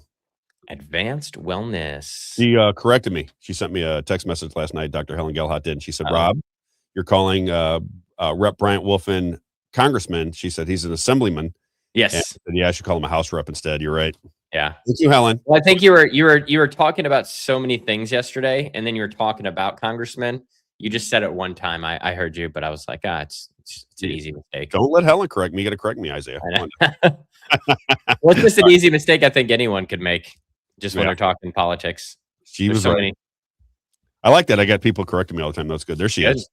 Dr. Helen Gelhart, as she likes to say, feel, think, look better, and live longer. The earliest cancer detection blood test in the business. She also does work with Alzheimer patients, dementia patients. As she says, we can reverse these symptoms. And you know how it is very quickly. If you have somebody in your family who's suffering from Alzheimer's and or dementia, you know how difficult that can be on a family. If you can reverse those symptoms, you should try Dr. Helen Gelhart. You can reach out to her at 314-576-0094, advancedwellnessmed.com, advancedwellnessmed.com. Cancer control, early screenings for any kind of heart attack issues that you just may be worried about. Maybe you've had people in your family that had heart attacks. Maybe you're taking medicine that makes heart attacks more likely. Maybe you're just overweight and you're worried about it. And you can go in and get a screening from her, and she'll tell you whether you're susceptible or not for both heart attacks and cancer. And then obviously the big deal for me, well, they're all big, but Alzheimer and dementia, I just think if you can reverse those symptoms and you can get to it quickly, take advantage of it as fast as possible with Advanced Wellness MED and my good friend, Dr. Helen Gelhart. Again, her phone number is 314-576-0094. As she says, we assist the divine healer. Very spiritual lady. Boy, I tell you. Love that about her. I don't know. I'm just excited to have her in the fold. I just, I just like the fact that she's not in the hospital administration. It gives me hope that there's people out there that think about curing people and healing people more so than a paycheck, and that's where she's at. So I just, I'll tell you, the hospital administrations, or I don't even know what they're called, networks or whatever, that is one of the worst things that has ever happened to the it's terrible. It's just consolidation of insurance and medicine. Yeah. And just from my experience, we had a daughter first and then we had a son. And so my son, we're getting him circumcised, and at the hospital, they're talking to us about it, and they're like, okay, hey, yeah, to get him circumcised, though, we will do this vitamin K shot, and they're talking us through the procedure. And I had remembered my sister, who's a nurse. She's a registered nurse, and she's almost a nurse practitioner, but then she got married and ended up dropping out. But she had told me, hey, you don't want to get the vitamin K shot because there is the highest label warning that could be on any shot is on that shot. And really, it's a black box warning label is what it's called. Which is on the COVID shots now. They're still pushing. Yep. Black box warning on it, and they're still pushing them. Yep. And with so the Trump administration, just so everybody remembers, it's the Trump administration still. Yep. With MAGA movement, with Bobby Kennedy, with the whole thing, they still are pushing COVID vaccinations for children. It's just the most incredible thing ever. Go ahead.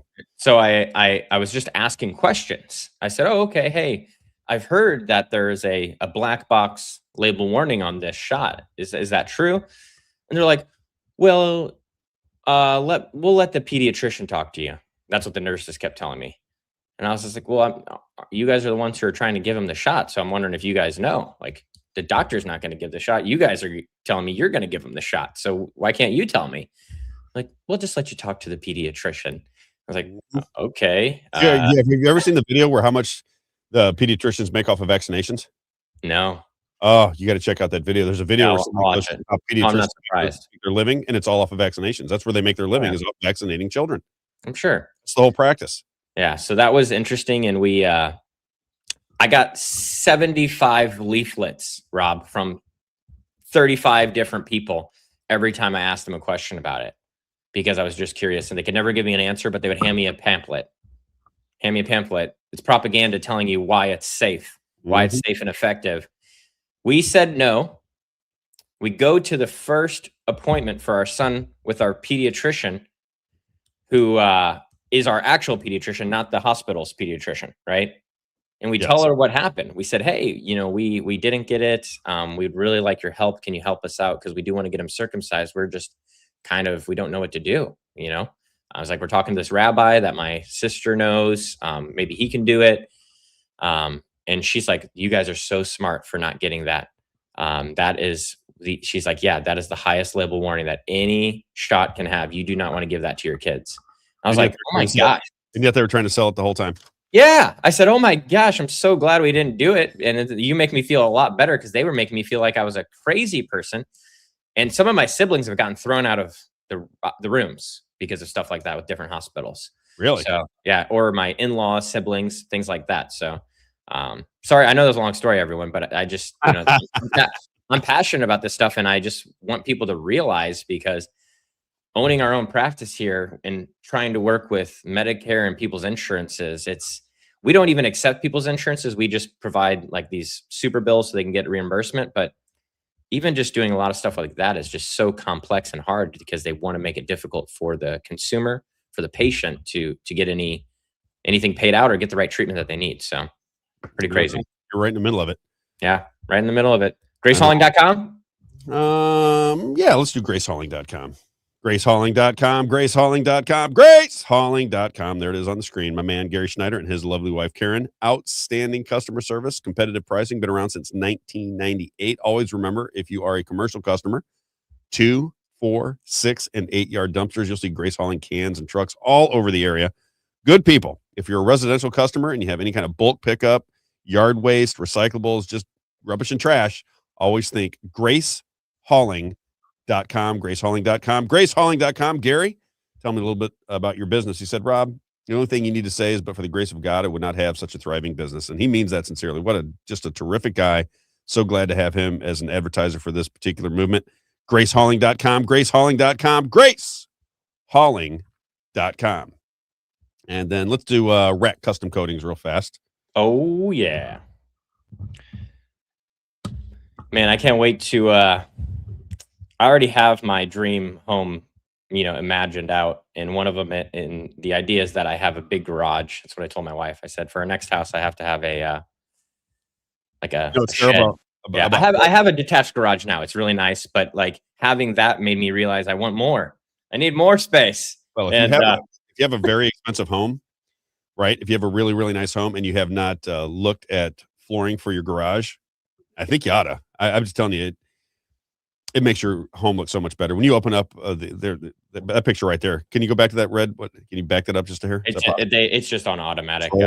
Yeah, but it shows that beautiful car on the flooring. And I'm telling you, when you open up your garage doors and the flooring of your garage is taken care of, it does change the outward appearance of your home. There's no doubt about it. RACCustomcoatings.com, RAK customcoatings.com, locally owned and operated since 2001, family owned. Rich McQuay is the man. So if you have industrial space, anything where you need industrial flooring, as he likes to say, industrial strength, long lasting coatings built to handle anything your home or business can throw at it. And from garages to commercial spaces, RAK Custom Coatings delivers tough, beautiful finishes that last, where quality meets craftsmanship. 636-398-5040. Again, I told my dad, I said, we got to get cards to everybody in the that sells high-end cars. Yeah. Right? So you can drive your very nice car into your look at that, your beautiful garage. I just think it makes a big difference. We did it one time when I had the big house over in Lake Forest. We did it. I loved it. Then I told you about my friend in Connecticut who had the Ferrari, and he wanted to show off the Ferrari. He opened up his garage. He had the checkerboard pattern on his garage. I said, oh man, this garage looks amazing. He goes, he was all excited. He's from Poland. He goes, I just got this done. Yeah. Just great guy, great business. RAK, RAK, customcoatings.com. All right. We got, I see. I just wanted that people are loving the story that I told. So there's a lot of chatter in the chat right now about it. And so one thing, I don't know who Abs 10 is. But I do know because they said, they're like, oh my gosh, you don't want to get him circumcised by a rabbi. Abs 10, I know probably 10 times more about this than most people do. It's not that, they're worried about the rabbis who suck on the baby penises after circumcision. Have you heard about that, Rob? I have. It's only ultra Orthodox rabbis that do that. It's not all Jewish rabbis, just so you know. That's the Hasidic. So there's different sects of Judaism, just like there's different denominations of Christianity. Yep. And so only specific sects of Judaism actually do that. And so lots of people just need to be more educated on that issue specifically, because not all rabbis do that. That's not, that's there are that do. I'm not denying that. They do that. It's just a specific sect of Judaism. And they are the crazy ones. They believe in Jewish mysticism, and they're the most religious zealots and kind of crazy out there people. And so it's not surprising that they do that. But yeah, there are rabbis that don't do that, just so you guys know. And then people were saying, don't get any vaccines. Isaiah, no, we don't. None of our kids have vaccines. So got it. Yeah. Just wondering, people are getting fired up about it. I love it. They do get fired up, don't they? I love it. All right. I want to get this done too, because I want to spend the next 20 minutes on this Massie conversation, because I believe this is an Israel first versus an America first conversation. You can decide where you think Donald Trump is. I think the Zionist movement is going to absolutely destroy this country. I think that is unraveling the country at its core, primarily for war reasons. Primarily because the young people do not want to have anything to do with it, right? Isaiah, you'd agree with this. Nick Fuentes has had a huge impact on the way people see the world under the age of 35. Okay. People under the age of 35 are paying attention to Nick Fuentes. He's brought a lot of attention to it. And now you have this divide that we talk about all the time. People over 70 are very pro-Israel. They can do no wrong, right? And then you have people under the age of 35 that are questioning, just like Thomas Massie, why is AIPAC giving money to both the Democrats and the Republicans? 93 of the 100 senators take money from AIPAC. Well, don't you think they're getting that money because there's a benefit that they're giving back to AIPAC? Why else would you give them money? Mm-hmm. I understand how the game works, right? If I give money to you, I expect something in return. So if AIPAC is giving big money to both the Democrats and the Republicans, then you have the Zionist movement as we see it. Remember Mike Johnson? Isaiah, I used to talk about this all the time. I don't know if you know this, but when Mike Johnson was unanimously voted as the Speaker of the House for the Republicans, I went out I was doing a podcast at the time, I think. Maybe might have been. No, it was the radio. And I said, now you know he's a fraud. Mm-hmm. Now you know. Because if he's voted unanimously, they're really there just to control the money. And the money's coming from AIPAC and the pharmaceutical industries and hospital administrations. And it's all the things that we would like to unwind ourselves from. And they voted for Mike Johnson unanimously. And then what did he say? As soon as he took the gavel and became the Speaker of the House for the Republicans, the first thing he did is we have to fund Israel. That was the number one priority. He said it, not me. The number one priority was to fund Israel. And I thought, How can you be the Speaker of the House in America and your number one priority is funding Israel when we're $37-38 trillion in debt and everybody's fighting with each other, but your number one priority is to fund Israel? It doesn't make any sense. It still doesn't make any sense.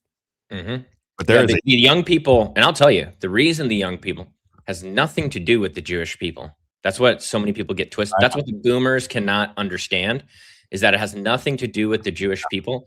It has everything to do with that people cannot buy a home that are my age, right? I am blessed. I'm one of few friends that own a home that I know. And most people can't own a home. Most people are struggling, right? That's what people tell me in the city as an alderman. It's hard, Isaiah. We're struggling here. Life is hard. Life is hard. You can't go to the grocery store and buy food for the weekend without spending $75-80. Can't do it. And if you got a family of 5, you just can't afford it. You just can't. You're just constantly in turmoil trying to figure out how you're going to feed your kids. It's bananas. But I want to talk about the paid influencers because yesterday we talked about Anna Trades was on the show. She had a personal relationship with both Thomas Massie and Cynthia West. Cynthia West is now trying to take out Thomas Massie by going on Laura Loomer's show. All right, just a total hit piece. But I want to start with Jimmy Dore because Jimmy Dore, again, we're trying to get across to people, and I just need more and more people, one at a time, one every day if we can, Isaiah. One person every day to have the realization that we're not in a two-party system anymore. Just have that fundamental realization that big money rules the day. It is not about Democrats and Republicans anymore. If you get stuck in that and you believe that the Democrats are going to save the day or the Republicans are going to save the day or this particular person in Congress is going to save the day, well, they're not. They're not. The only people that I'm going to endorse on this show, and it will have weight, there are people that pay attention to what we have to say. You know, it could swing elections, right? Then the only person I've ever endorsed, Isaiah, ever, was Denny Hoskins, and he won. And then what happened? Nothing. Right? So what I've determined moving forward is I will endorse people. I will campaign for them. I will help them. I'll try to raise money for them so long as they go to the Missouri House or the Missouri Senate and expose the game. That's all I want them to do. I don't even care what they vote on because their votes don't matter anyway. But I want to expose the game. When you come into the House and they say, Alex Riley is your new Speaker of the House. Yay, Alex Riley. And you go, wait a minute, Alex Riley is the Speaker of the House? I didn't vote for Alex Riley. But if you don't vote for Alex Riley, you're not going to have any legislation passed. All these people are going to vote for Alex Riley. Right? They've already determined. He came out on the social media and said he was already elected as Speaker of the House. He's not even reelected yet. I mean, they don't see any problem with it, though, Isaiah. Yeah, because people run unopposed. No problem with it, though. They see no problem with the money and the previous House reps determining who their new speaker is going to be, who controls and gatekeeps all the legislation. They don't even see that there's a problem with that. It's bizarre. But Jimmy Dore talks about the paid influencers and who the real enemy of the country is. And I agree, because Laura Loomer is an enemy of America. She is an enemy of America first. Miss Israel 2026. Laura Loomer, Benny Johnson, Eric Dore. There's a million of them. They are just paid propagandists. And I think Jimmy Dore, I think he's funny, and I think he does a good job of explaining it. Clip number 1, Jimmy Dore. Party rule. And I'm sick and tired of people who pretend that we have a two-party rule or we even have a semblance of democracy. I'm sick of those people. And you see those people with big platforms, those people are being paid. Those people are being paid directly to say the dumbest shit in the world, to attack Candace Owens, to go along with the FBI Fed slop around Charlie Kirk, the one guy standing up against it, and they killed him. Anybody who's going along with the FBI narrative is 100% being paid. And that's why they don't invite me on their shows, because I know they're being paid. Why else would they do the exact opposite of what they've been saying for the last 15 effing years? And they're the ones now dividing the country. Those people they're treasonous. They're your enemy. Your neighbor is not your enemy. Your enemy is people like this, people telling you that the FBI Fed slop around Charlie Kirk, who when he finally stood up to the WEF globalists, when he stood up against their military industrial complex wars in Iran, they immediately killed him. And anybody telling you that it happened the way that the Fed slop is telling you, that Kash Patel is telling you the truth, anybody telling you that is your enemy. And they should be imprisoned as soon as we have a revolution, because they're being paid to lie to you. And it's the oldest trick in the book. Of course, we know that the deep state, the banks, the military industrial complex, big pharma, and the CIA, they have complete control of our corporate media, which is why we have independent media. Well, what makes you think they wouldn't also take over independent media? Look around. They've got it. They've got them by the balls. And the people who aren't going along with it are the people getting demonetized, the people getting their videos taken down, getting community noted, community violation strikes like this show. That's the fact, Jack! That's the fact, Jack! It sounds like that guy listens to the Robb Carter Show. He does. Of course he does. Well, it's obvious to people who pay attention, right? Yeah. It's obvious to people who it's obvious to people who don't have preconceived notions about what they're watching. And then if you just go through the timelines, if you just watch it over the years, you begin to recognize that's exactly what happened. And as he says, they try to squash you. They try to squash you. That's why I have Isaiah, because I know I couldn't get anything out. And I feel just a gut feeling that we are derailed every which way we look. You just have to keep fighting, Isaiah. I believe that you're derailed everywhere you look. It is what it is. I mean, how many times have we been taken off of YouTube and Facebook since we started this venture? Oh, yeah. We have our own music. We have our own music. We don't even use their music, and they take us down every day for some kind of copyright. And so I'm like, wait a minute. Facebook doesn't like us. I put out a clip. YouTube's gotten better with us, thankfully. Isaiah, I put out a clip when I left the radio station. I put out a clip and I said, hey, I'm in Florida. We're going to have a show back up on Monday. And I put out the clip. That clip had 20,000 views, right? By the time I did the 5th show, it had, 46 impressions on Facebook? Isaiah, wasn't it something like that? 46 impressions? Yeah. We went from 20,000 to 46. Like what? In 5 shows. In 5 shows. And you think that this isn't a controlled operation that they got going on here? As Dr. Shiva tried to very eloquently explain to me, there's the obvious controlled media and the not so obvious establishment press. And the not so obvious establishment press will be the same people like the Tucker Carlsons, the Candace Owens, all of these people that came out of mainstream press. Now they come into alternative media press because they can control the narrative. Let's do Nick Fuentes real fast, because these are the ones I can't figure out. Now, I happen to like Tucker Carlson and what he says. Okay. I don't like the fact that Tucker Carlson isn't going state by state and trying to organize people with his platform, because Tucker Carlson could say, I'm going to be in St. Louis. We've got to fix our country. I'm coming. I want to tell you that this is the strategy we need to use in order to put pressure on these governments so we get our Constitution back and we have a free society and we can sustain this for our kids and our grandkids. That's what I would really be impressed with if he did. If he just sits in his comfy little home and does interviews, fantastic. A lot of good information coming out there. But with a platform that big, I would think you would want to organize. That's what Dr. Shiva said. He said, Rob, if they're not organizing, then what good are they? Sitting around talking about it, and from now until forever, if they're not raising money, if they're not putting systems together, if they're not pressuring the government, if they're not doing those types of things, then ultimately they're just controlling the narrative. Even when they're right, even when they're telling you the truth, they're controlling the narrative. Listen to what Nick Fuentes had to say about Tucker Carlson. You have that one? Yes. Do you know who Dave Smith is? You familiar with Dave Smith? I love Dave Smith. Yeah. Jewish, by the way. I know. I was going to bring it up. Yep, there he is. Dave Smith, comedian with... If Nick Fuentes is really a Nazi, do you think he would go on a Jewish person's podcast? Right. Just saying. You wouldn't think. An operator. He plays dumb on his show. He's smarter than people give him credit for. He talks to the leaders in the Gulf countries and UAE and Saudi and Qatar.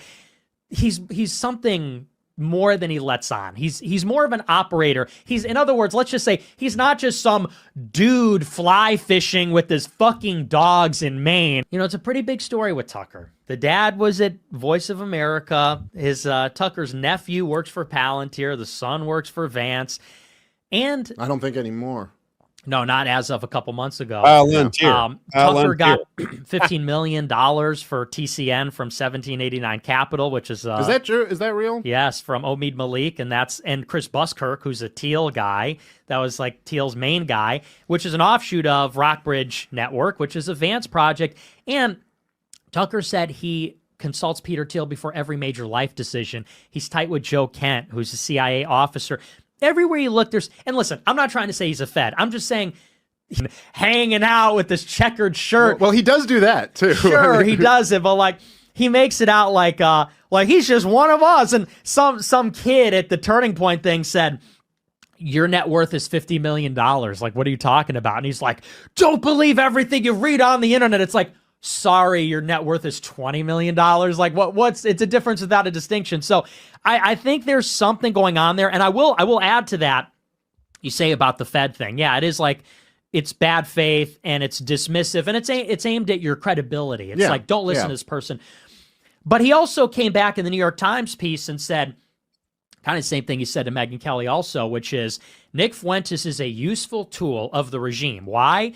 He said because there's a right and left consensus that the economic and foreign policy of the elites is not working.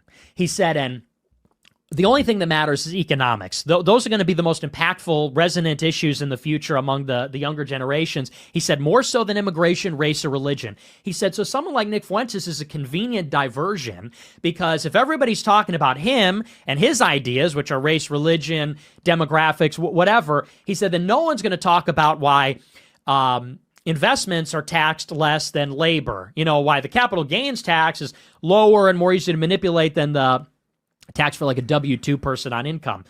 And it's so this is like an actual ideological political divide where he really believes that if only the white identitarians would get out of the way, if only the so-called real anti-Semites would get out of the way, then the sort of like left-leaning economic populists like Tucker and Anna Kasparian and Cenk Uygur and all these people could get together and we could elect some kind of like populist ticket or something.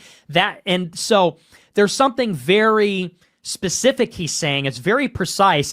And I think it lines up with he is 100% behind the political trajectory of Vance. They're asking about Vance, and he goes, they say, when's the last time you talked to him? I don't know. Days, weeks, months? I have no idea. Why'd your son get fired? I don't know. Ask him. Really? You don't know? I don't know. And it's not cool that you're asking me that. People are out to get JD Vance. Really? Who? I have no idea.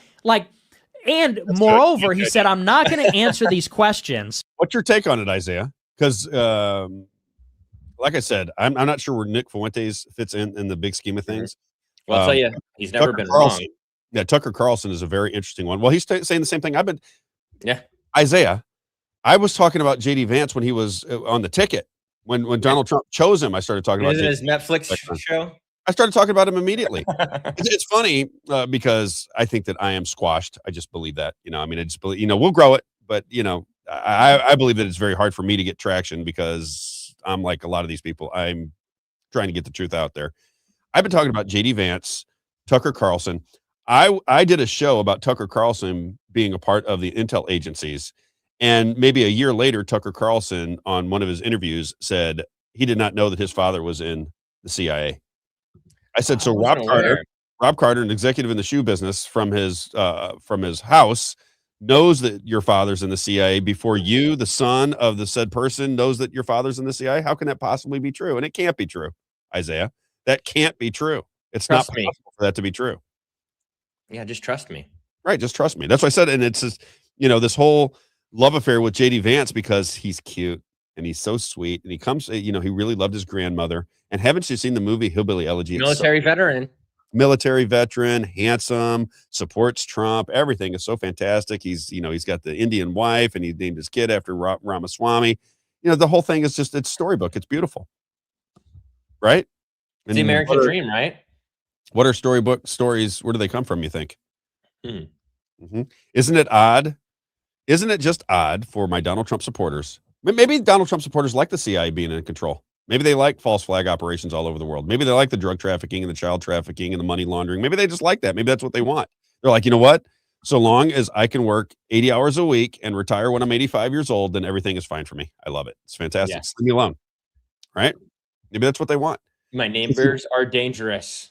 It's always my neighbors. It's always the Democrats. It's always the Republicans. And I fell right into it. I got to admit, I fell right into it. It's exhausting, though. It is exhausting. Can we get a little bit of Laura Loomer? I want to play a couple of these clips. Oh, baby. I got 7 minutes. So I want to play a couple of these. Let's do clip number 19. This is Laura Loomer with Cynthia West. This goes back to kind of tying these things together. I want people to see the machine in action. This is the clip we played yesterday. Is it the same one? Play it again, because there's two that I want to play. It's 19 and I think 22.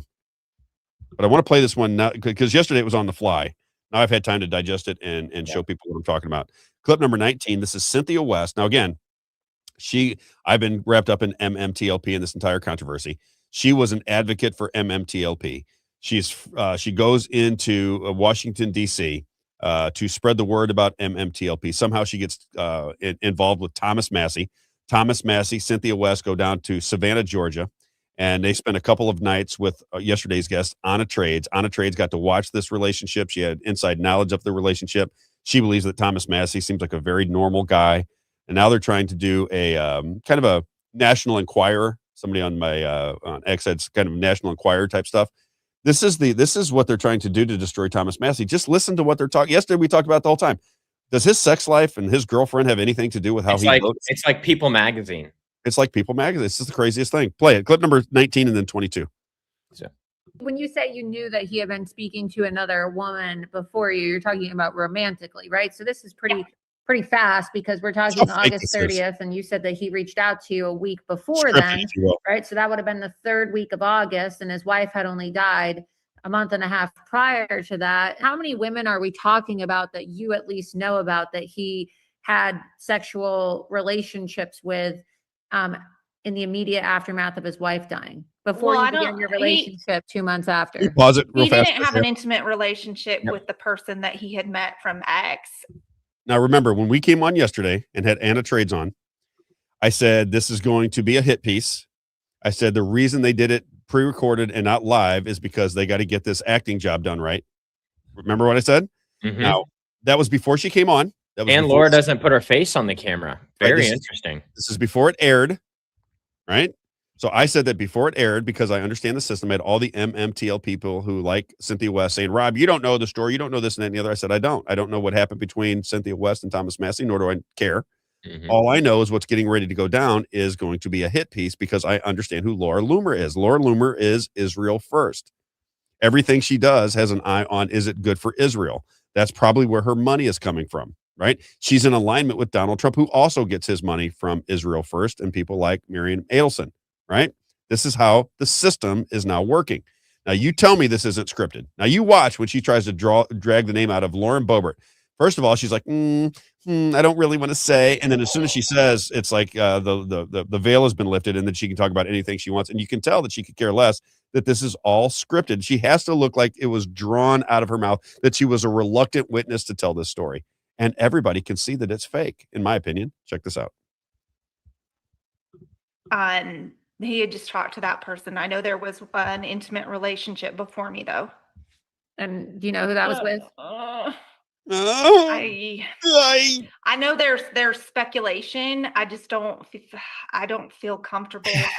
Did he ever tell you who it was with? Because I mean, if he told you who it was with, I mean, those are his words. Who did he say it was with? A congresswoman. Do we know who that congresswoman is? Mm-hmm. Such bad acting. Terrible. Who's the congresswoman? Oh, it's Lauren. It's Lauren. Lauren Boebert. Mm-hmm. Interesting. Why would he tell you that he had a sexual relationship with Congresswoman Boebert? Honestly, he was proud of it. Like now she's all into it now. Yeah. He's like, oh, dug it out of her mouth. Now hottest she's woman in all Congress. excited. Now she's going to really get into it. I don't know. How does something like that come up? I mean, did you ask him about his previous sexual partners, or was he bragging about it? Like, how did he end up telling you that he had sexual relations with Lauren Boebert? Honestly, it was kind of braggy, but Thomas is just, it's hard to explain. Like I mean, I think we'll get into it more when we start talking about some of the things that made me feel a little bit uncomfortable. But I feel like, there's almost a tact that you would have when you're in a relationship. All right, that's good. I can't take it. All right, and then I want to get I can't take it. He said. How can people not? I mean, where is the discernment of our society? Oh, you're in the corner. How can you tell that's not a fake scripted bunch of BS though? How could people not see through that? Yeah. Seriously. It's Lauren. It was Lauren. Oh, he was proud of it. He was bragging about it. So as soon as it comes out, then all of a sudden she's bragging. No more trepidation once you get the name Lauren Boebert out there, which I guess was supposed to act like she wasn't supposed to say the name. I guess that was the That's what it seemed like. Right. Yeah. It was so funny because it's, golly, the reaction times are just so unnatural. Get along in life, Isaiah? How do people get along in life? That's what I want to know. How do you get along? If you can't recognize that was a scripted hit piece and that everything they just did there was fake, I don't know how you survive in life. I don't. Don't you have any sixth sense of what's going on around you? I mean, don't you have to have some sixth sense of what's happening? Good Lord. Ridiculous. All right, clip number 22, more of the saga the great Laura Loomer, a propagandist for Israel, trying to frame Thomas Massie with his ex-girlfriend, I guess for being a sexual deviant. I guess that's the argument that they're making, Isaiah, that he wanted her to do things that she didn't want to do. Okay. Right? I guess that's the story. Yeah. It's so bad. All right. Clip number 22. Check it out. Became clear that I was there to serve him, right? And then so now you've got that he's gotten me Look at this that monster. job. He had this idea that the job would be so easy and that I would be able just to make sure his needs were met. Well, he's getting off earlier than me, and I've got work that I've got to take home with me, and he's got these needs, and he was so angry. And then, when I was done with work, then I have to, do all the things. He wanted one of these fantasies talked out, and I didn't feel comfortable with it, and I was just done. I was done, and we woke up at 2:00, and he was mad at me, and I'm like, what do you want from me? And he was just going off on you're selfish and all the things, because I can never win. But and so I remember I always gave in. I was just gave in. Could you imagine? I couldn't watch the whole thing. I couldn't do it.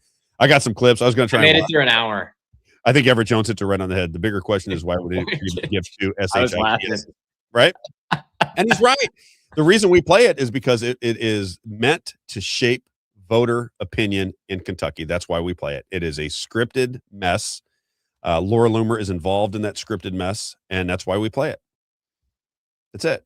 That's the reason. It is trying to explain to people who are coming into the show for the first time. People are starting to get acquainted with what we're trying to explain to you. Is that I think people know that politics is political theater at some level. I don't think they recognize that they have no say in the game anymore. You have no say in the game anymore. None. We're off it. He's cracking me up. We're off it. Well, he's right. He's right. I mean, I love Everett, and he's right. He goes, and that was the complaint yesterday. The reason it's interesting to me is because of the connection through MMTLP. That's the reason it's interesting to me, because I can get real live feedback on who this woman is and what she's all about. And I just think it is, it's National Enquirer drivel. So it's the biggest story in the country. The biggest story in the country. And think of how many people respect Laura Loomer. Mm-hmm. I think that when she did the promo for that, the last I looked, it had almost 1 million views.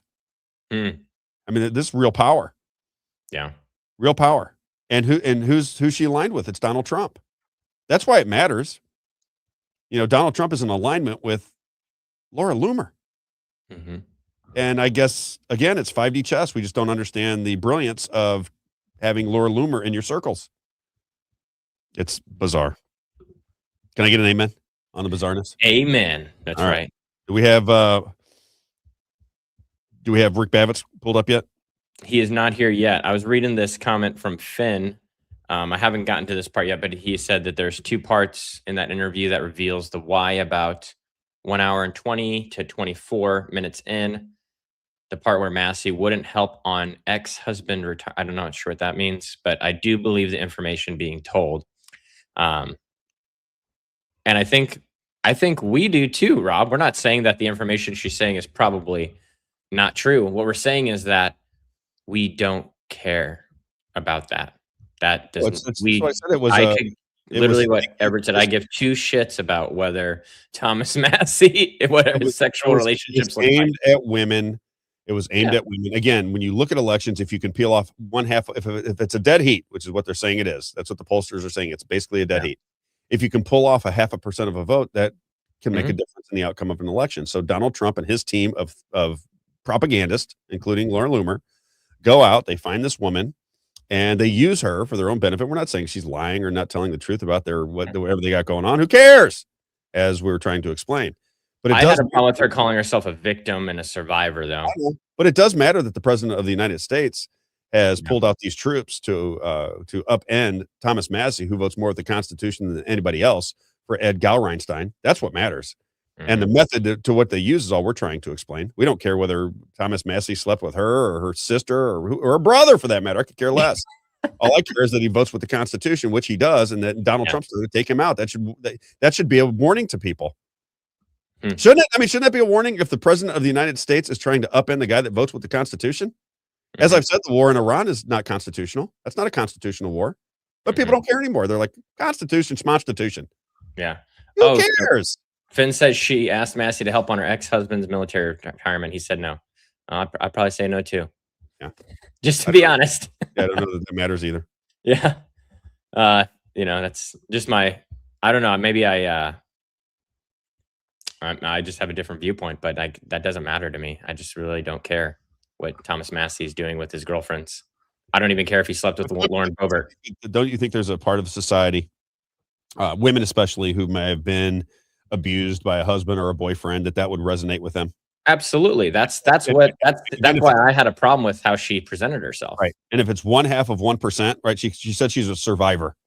Exactly. I don't recognize that, but in that video that interview she did, if you want to call it that, with Laura Loomer, she says, I don't want to call myself a victim. I'll just call myself a survivor. Yeah. And like I said, if you peel off 1/2 of 1% in a dead heat race, that flips the script. And he was love bombing her, Rob. What did he do to love bomb you? He took me to nice dinners. Wasn't the guy married for 37 years? Yeah. He took me to nice dinners, Rob. It's too much, okay? He got me a job in DC. What a terrible person. Got me a job, took me out to nice dinners. I don't know. Bad guy. We got to do the Michael AMC guy who says that Massie, because I will ask him. We'll get that information and we will ask him what's going on. Last thing I want to read, because Rick Babbitts is trying to get on, but I want to read through this. Where is it? You know what I'm talking about? Oh, you wanted to read through that the AIPAC article? No. What's that guy's name? I think it's let me the guy find who was a lobbyist or something. 21. Like that? 21. Yeah. Okay. I know it's long, but I want to read through it. Let Rick get his situation figured out. I think he said he had a tech issue, but I want to read through this. This kind of just hits it right on the head for me. Do you want some comedy relief before we read it? Sure.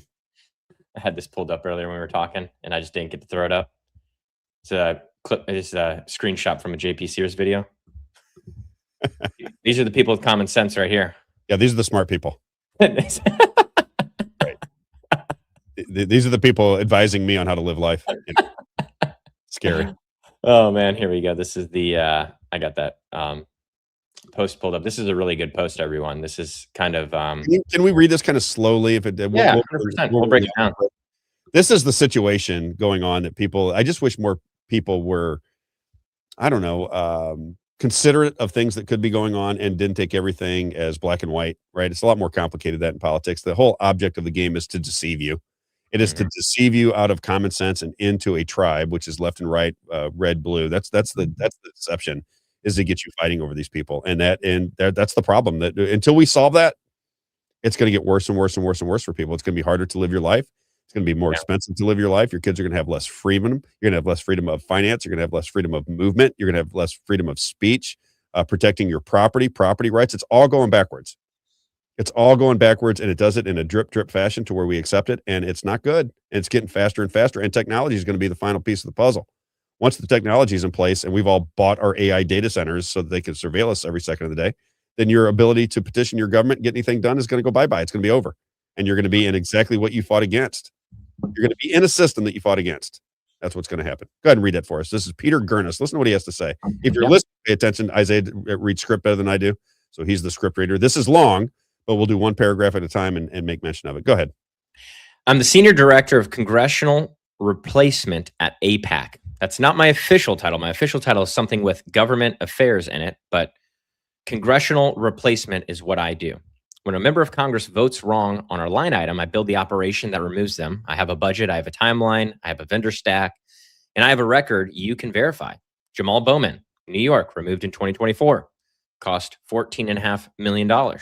Corey Bush, boom, fellow Missourian, right? Yep. Removed in 2024, cost $8.5 million. Didn't cost her that much here in Missouri to get her out. That's crazy. Thomas Massie, Kentucky, removal scheduled for May 20th. Budget $25.6 million. Can you pause it right there? Yeah. So when we talk about Corey Bush, when I first started at Real Talk Radio, it was one of the first few days I was there. Corey Bush got upended and she lost her race. And when she was giving her concession speech, She said, AIPAC, I'm going to tear your kingdom down. And what she was trying to say that I didn't even really understand was happening at the time was that AIPAC had funded Wesley Bell to take her out.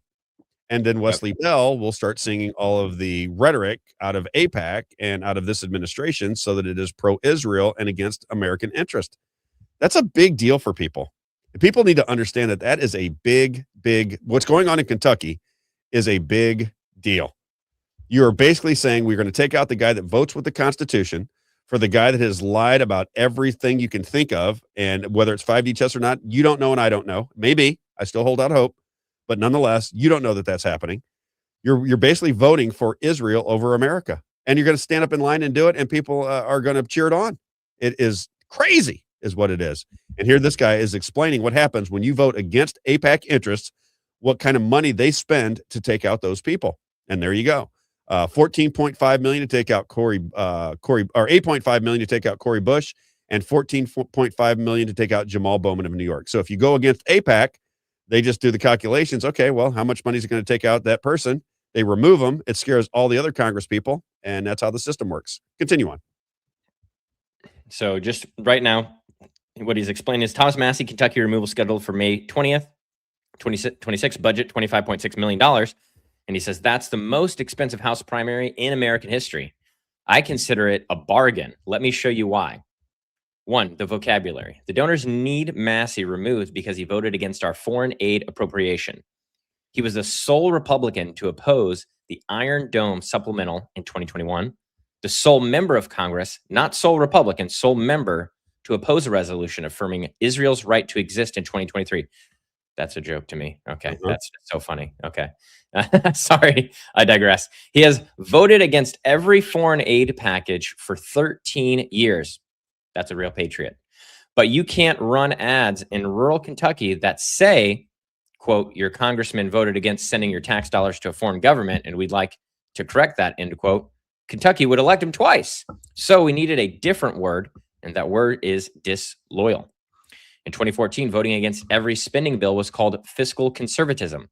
In 2019, it was called the Tea Party mandate. In 2026, it is called disloyalty to the president of the United States. Can we stop right there? Because I think that's beautiful. I really want to explain this because this guy's nailing it the way we see it, right? He's talking about the vocabulary. And he says that all they do is change the vocabulary on you, and it changes your impression of what is actually happening. This is the brainwashing techniques. These are the marketing techniques that we talk about. These are the Bernaysian techniques that we talk about on the show all the time. So it went from being fiscally responsible, right? And then what was the second phrase in there? In 2019, it was called the Tea Party mandate. Then it went into the Tea Party mandate. Now doing the exact same thing that Thomas Massie was doing when he was the hero on the right. Now he's disloyal. So they'll tag him with disloyal to Donald Trump and the Republican Party, just as J.D. Vance did yesterday when we played that clip. Now he's disloyal. He's doing the exact same thing he did when you love him. And now you dislike him because he's disloyal to something you once were in favor of. It is absolutely incredible. Continue on. Mm-hmm. He said, I didn't change the votes. I changed the vocabulary. The president was happy to co-sign. He called Massie, quote, the worst Republican congressman in history, end quote. He called him a bum. He said, vote him out. We coordinated the timing. I wouldn't call it a product launch, but I wouldn't object if you did. 2, the money. Here's how the budget breaks down. United Democracy Project, our super PAC, contributes $2.6 million. The Republican Jewish Coalition adds $4 million. MAGA Kentucky, a PAC managed by Tim Murtaugh, if that's how you say his name, Trump's 2020 communications director, spends $5.6 million. Christians United for Israel buys the billboards. The individual donors, Paul Singer, Miriam Adelson, John Paulson, route contributions through a platform called Democracy Engine.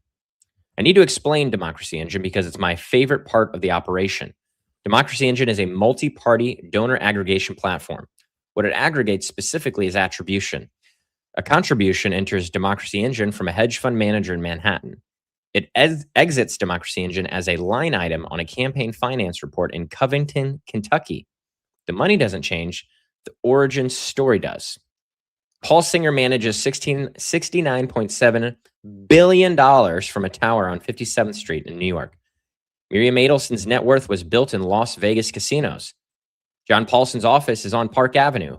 Between them, they have never cast a ballot in Kentucky's 4th congressional district. They cannot name the county seats. They do not need to. Democracy Engine translates their preferences into Kentucky's. The candidate himself, Ed Galrain, what do you call him? Galrainstein. Galrainstein, retired Navy SEAL, Trump endorsed, raised $1.3 million on his own. It's not that much. That's crazy. Thomas Massie has raised, I think, $2 million on his own. Yep. That's 90% of the total Galrainstein. Go back. That's 9%. That's 9% of the total pro-Galrainstein spend of $14.3 million. 91% of the money behind the Kentucky Values candidate was contributed by people who do not live in Kentucky, have never lived in Kentucky, and whose primary policy interest is the foreign aid budget of a country 8,000 miles from Covington. I present this as a design feature, not a flaw. Why would you want a candidate who raises his own money? Self-funding indicates self-thinking. Self-thinking introduces variance. Variance is a risk. We don't invest in risk. We invest in compliance. I'll say that again. We don't invest in risk. We invest in compliance. And we're reading something from a guy who works for AIPAC to take out opponents of AIPAC's wishes. That's his job. Is if you're a congressional member and you're voting against the wishes of AIPAC, it is his job to figure out how much it costs to take you out of your seat. He's explaining to you how it works. Continue on. Number 3 is the product. Galrainstein has no voting record. Gotta get it right. Galrainstein. Yeah. Galrainstein, baby. Yeah, Galrainstein. There you go. No voting record, no legislative history, no published policy positions that could be held against him in a future cycle. His campaign website lists the words conservative, freedom, and Kentucky in that order. His policy page is a photograph of him in uniform. I don't say this as criticism. I say this as a specification sheet. The ideal replacement congressman in 2026 is a resume with a compliance guarantee. Pre-tested messaging, 0 ideological fingerprints, $14.3 million in someone else's convictions, loaded with firmware. You don't need positions when your donors have positions. You don't need a record when your record starts the day you take the oath. He will arrive in Washington owing his career to 3 billionaires and 4 organizations. He will know exactly which line item pays his mortgage. The median household income in Kentucky's 4th district is $63,000. Paul Singer's net worth is $6.7 billion. That is 106,349 Kentucky households. One man in one Manhattan office tower earning the combined annual income of every family in the district he is about to staff. I don't find this ironic. I find it efficient. Number 4, the threat. Now, there is the part I don't discuss publicly, and the reason the budget is $25.6 million instead of $14.5 million. Bowman and Bush were expensive, but they were Democrats. The base case, Massie is more expensive because Massie is more dangerous, not because he has more support, because of what he introduced in the House, the AIPAC Act. Formally, the Americans insist on Political Agent Clarity Act. It would amend the Foreign Agents Registration Act, FARA, the 1938 law Congress passed to counter Nazi propaganda operations. Massie's bill would require organizations that primarily advance the interests of a foreign government to register as foreign agents. He means us, talking about AIPAC. Yep. If AIPAC were required to register under FARA, every dollar of our $25.6 million operation would require public disclosure of its foreign interest origin. Every donor, every routing, every Democracy Engine transaction, every call to every member's office, all of it in a searchable federal database labeled foreign agent. The bill will not pass. Massie won't be in Congress to reintroduce it. That's not a prediction. That's a line item on the budget. We are not spending $25.6 million to replace a congressman. We're spending $25.6 million to eliminate a regulatory threat. The seat is a byproduct. The byproduct is the precedent. Number 5, the precedent. This is the part I present to donors as return on investment. This is how you sell it. Yep. This is how you get your ROI, baby. Get your money. 435 members of the House Every one of them is watching Kentucky. Every one of them can see the math. Massie voted wrong on one appropriations line item, and a coalition spent $25.6 million, more than any House primary in American history, to end his career.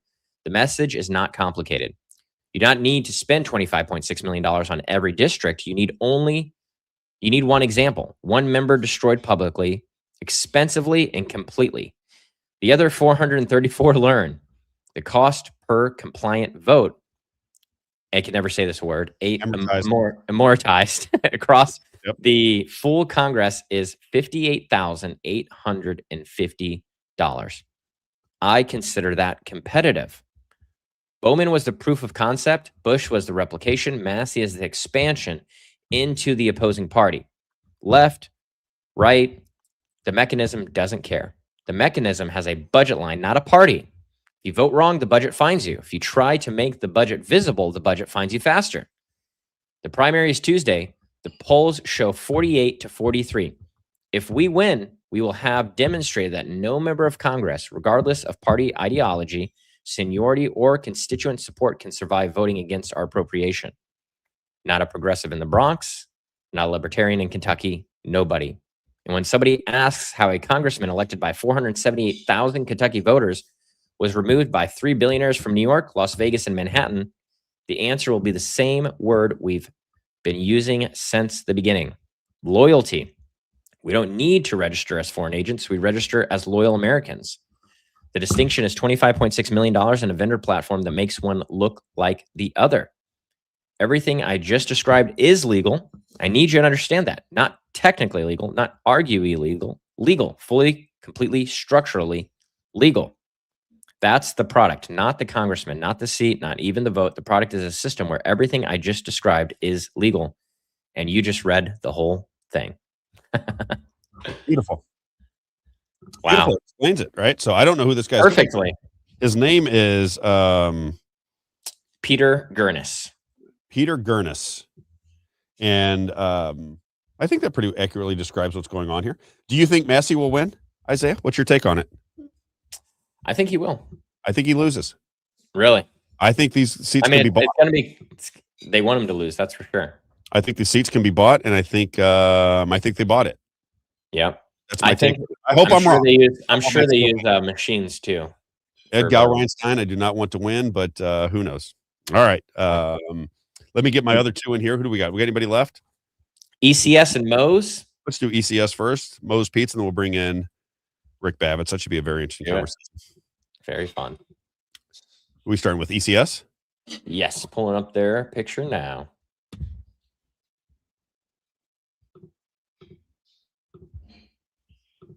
I saw Ann Vandersteel on the bottom of my screen. I don't know why it was random.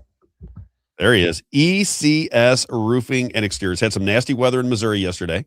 If you have roof damage, siding damage, deck damage, gutters, garage door damage, doesn't matter. ECS Roofing and Exteriors.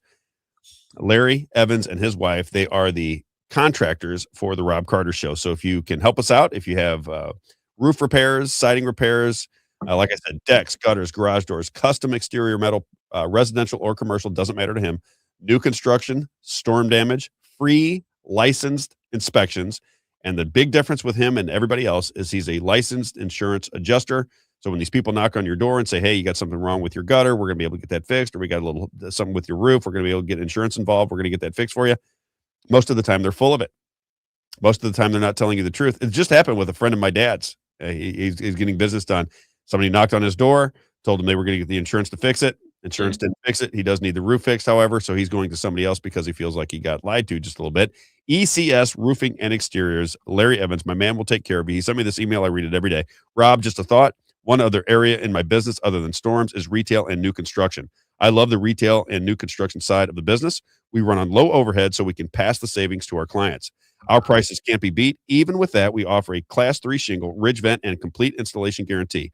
5-year workmanship guarantee on top of the manufacturer's warranty. Our general contractor, roofing, siding, decks, gutters, garage doors, custom exterior metal, residential or commercial, new construction, storm damage, free licensed inspections, and a licensed independent insurance adjuster. They'll take care of you. Again, any kind of damage to your roof, siding, and the like. ECS Roofing and Exteriors.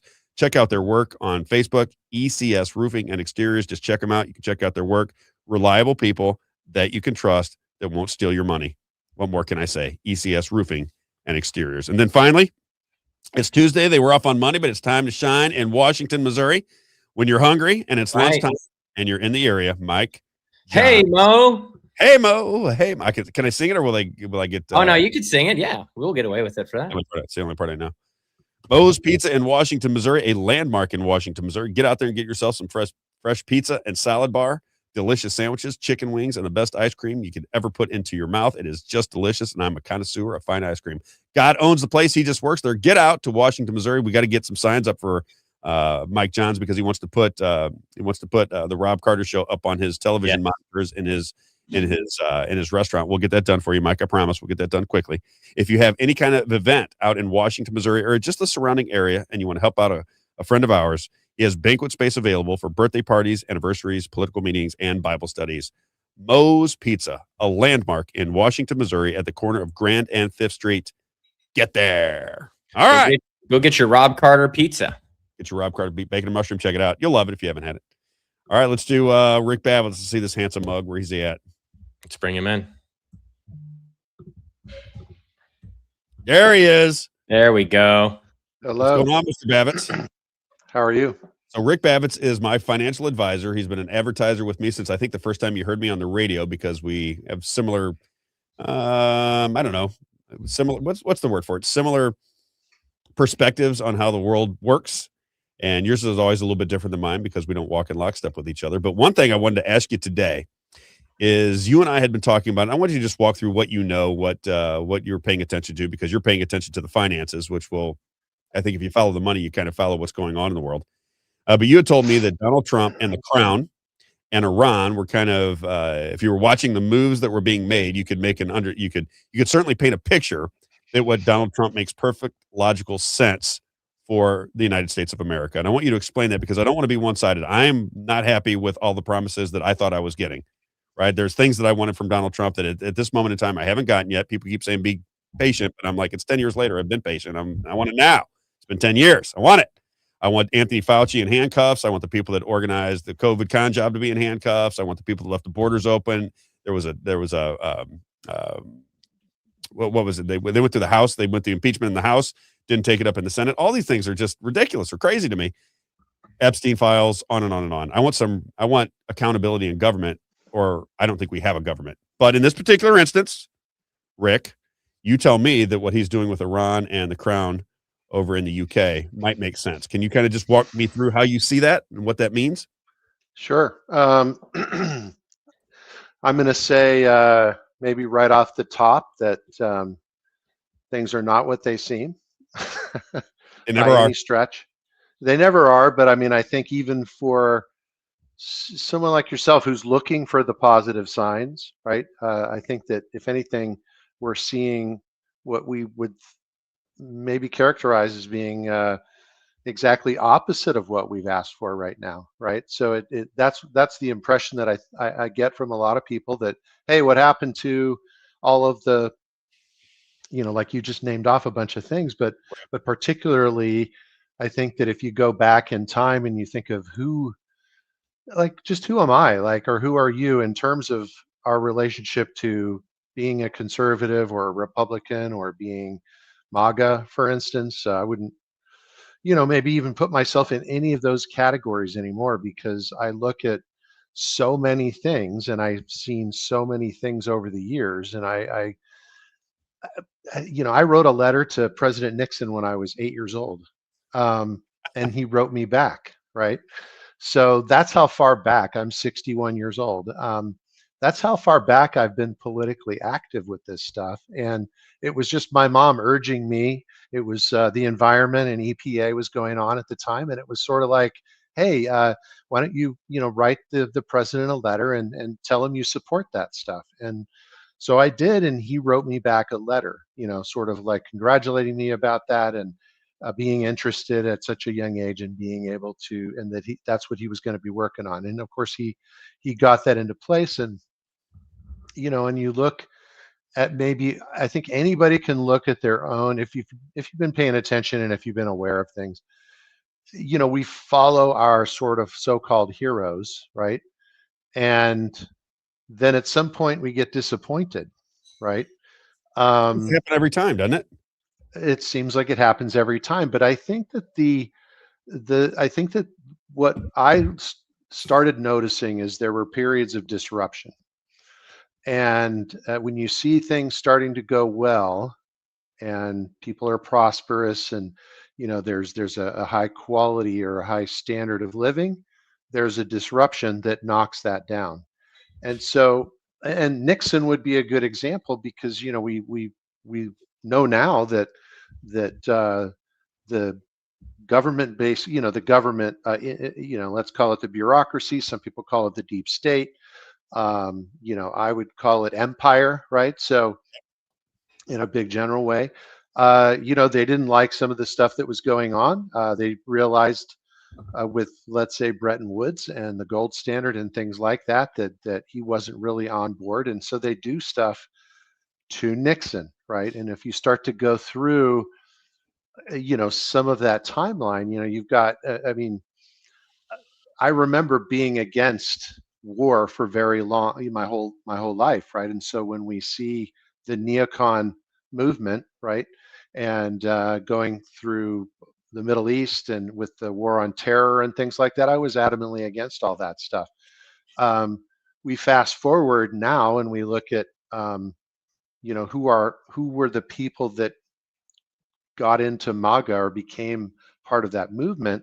And it was all the people that were really conservative, but also I think principally were anti-war. And so you have this this fundamental core that's inside of that. But then obviously when it looked like it was winning, every conservative, every Republican gets on board with that to ride that for the popularity, for the political capital.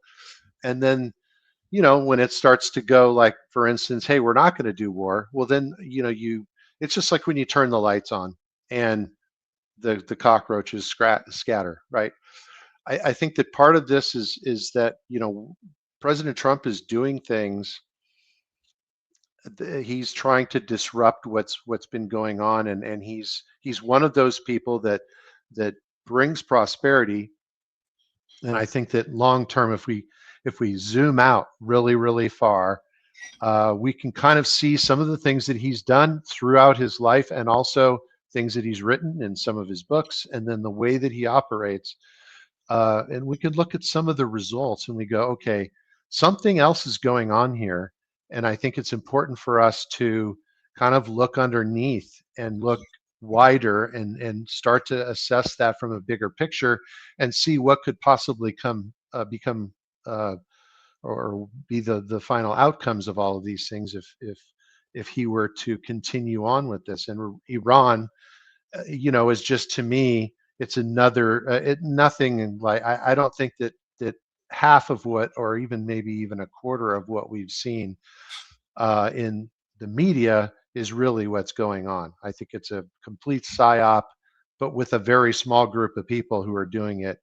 And I think they're dragging the neocons through this in hopes that because they think that, oh, this is their final outcome was to destroy Iran. That's been on the table, on what we call a sand table, which is where they do all the military strategy on a topographical map table. And they, sometimes you've seen them with tanks and ships and stuff on there. And so the sand table's the same sand table that's been in play for 125 years. So if we look at that 125-year period and we go, okay, where are we at right now with all of this? We would say, that Trump's winning. And I if you want to go through some of that, and I can give me a sense of some of the finances. Give me a sense of what you mean exactly. Well, I don't Isaiah think can that, pull up screen. If you want to pull up stuff on the screen, you can. Because you think the situation in Iran is a move that kind of tears Iran away from the British crown. Am I correct on that? Yeah. So I can share my screen if you guys A lot want. of people believe it. I get those comments in the chat every now and again. So people see that same strategy. I don't necessarily see it, but I want to hold on a second here. I tested it out before you pulled me in, so let me just go over here. While we're doing that, I love Mitch's comment here. It says the military complex doesn't earn profits unless they are at war. There is no money to be made from peace. Yeah, see the thing, and you could look that up, Rick. But just a couple questions off the menu. Why would Donald Trump run on one thing and do the exact opposite over and over again? It's just like China, right? He campaigned on the idea that China was buying farmland around our military installations, and he was going to do something about that. He gets into the office. He does an interview with Sean Hannity. And he says, I mean, you know, that would be terrible for farmers, be terrible for property owners. It would just be like, well, you just campaigned on the idea that you were going to stop it, and now you're for it. But that we did a show the other day, Rick. We did 17 of those. 17. This is what I'm going to do, and then as soon as he became president, it was the exact opposite. 17. And my question to the audience was, it might be 5D chess. It's very possible, but how do I know what to vote for? Right, but is he actually doing that? That's my point. Is he saying stuff? What he says doesn't mean anything publicly. What he says doesn't mean anything. That's my point. And how do you know who to vote for? If we set a precedent that somebody can be the leader of the United States of America and tell he's you already the leader, though. Yeah, but so I mean, we already voted for him, and he's yeah. But I think what's going on is he's fighting an enemy that is unseen. We don't see these people. We think that it's the Democrats, or we think it's various, let's say world leaders or whatever. Yep. We have no idea. I think, even, you're going to see here with my screen that there's a lot of stuff here. And, do you know all the people that are in the Israeli cabinet in the Knesset? No. Can you name those people? Can you look at who their loyalties lie, where their loyalties lie? Can you look back to the sequences of things that happened from his first term to now with regards to Iran, right? And what are some of the things? What are the banking connections between all of these things? And I think that he throws sand in people's eyes constantly. He was talking to Sean Hannity. Who's Sean Hannity anyway? I mean, you know what I'm saying? Like, or what's his name? The guy on Fox who went completely, Greg Gutfeld? No, the other guy. Like it starts with a K, his last name. He has his own show. Anyway, when like he called the president on the phone or was talking on the phone, and he's like, "Hey, we should be going into Karg like in 1988. You said that we should bomb Karg Island," and the president completely chastised him and told him, basically, you're a fool. I thought you were a smart guy, but you're a fool, because I would never say that on public, out in the public. Meanwhile, the next day he bombed Karg Island. But what I'm trying to explain is that he's throwing sand in people's eyes constantly to make it appear one way, right? And then in reality, what is he doing behind the scenes? Do we know what he talked about with Xi the other, when they were together in private with no electronic devices around? No, we're never going to know that, right? We have to look at the longer picture, and I mean, on some level, we have to have some faith that the person that we saw through the years that was saying certain things and behaving certain ways and was, arguably, I would say very successful. People say, oh, he had bankruptcies and things like that. I think that no one, this is like the media that we live in today, the atmosphere is this kind of sniper-like thing where they try to take a shot at something or someone, and they assassinate the person in very short order, and nobody really looks wide on that situation, and so I'm kind of the guy who's always got this wide view of things. And this is a very difficult thing to change. I mean, you have to realize that we're talking about 350 years of dominance from the crown. That's really when things kind of, in the late 1600s, right? So that's really when all of this was put into place. And so the things that are happening, and there were things that happened in our country's history since the 250 years ago, right at the beginning that they saw and we showed that as a government and as a new country, we were able to produce massive amounts of prosperity, which led to a very high quality of life. That's not something that that empire wants, right? So if you think of it in those terms, anytime you've seen prosperity, what's happened? Disruption. And where does the disruption come from? It comes from this thing called empire, a big octopus that's got its tentacles all around the entire earth, right? And they were globally dominant, for centuries. And so how do you unwrap that? Well, it's been difficult, and it's really only happened at certain points in time. I mean, even if Trump is fully successful, we might see 20 or 30 years of good times, right? And then it's good. They're going to take over again. So we have to understand it from that perspective that the only person who really had a really extended period of time to make change was Roosevelt, Franklin Roosevelt. He had 4 terms, right? And then what did they do as soon as he died? One of the very first things that Truman did was he instigated the amendment to limit the terms of presidents to 2 years. I was told when I was a kid that was so that we wouldn't have a dictator.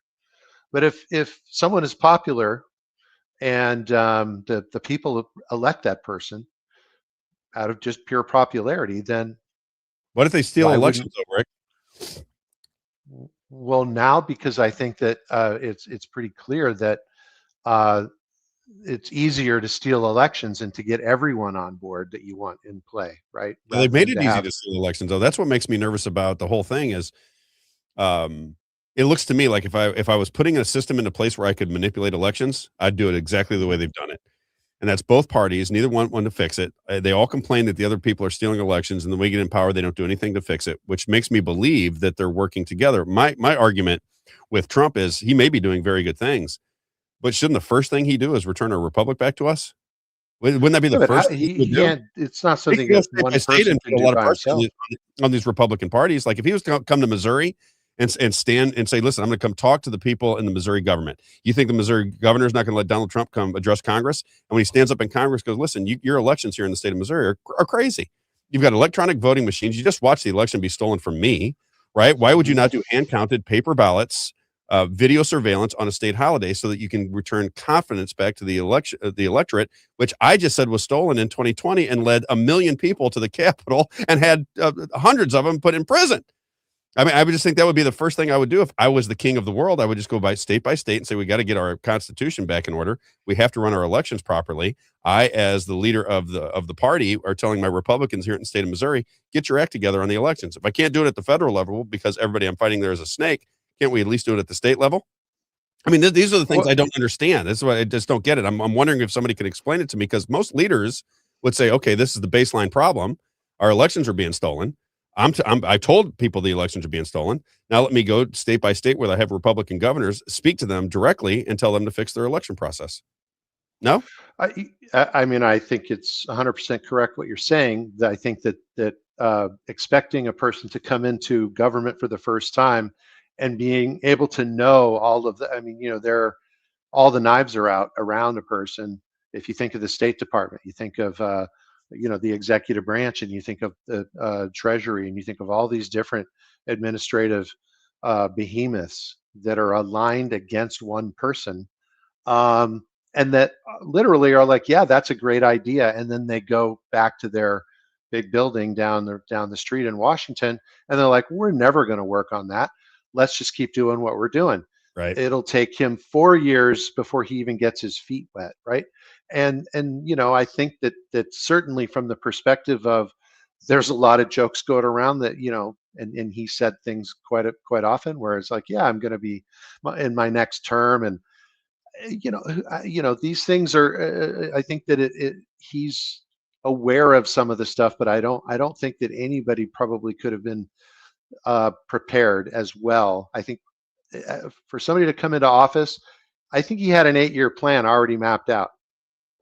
And there were lots and lots of things that got in his way, obviously, including Biden in the middle of that.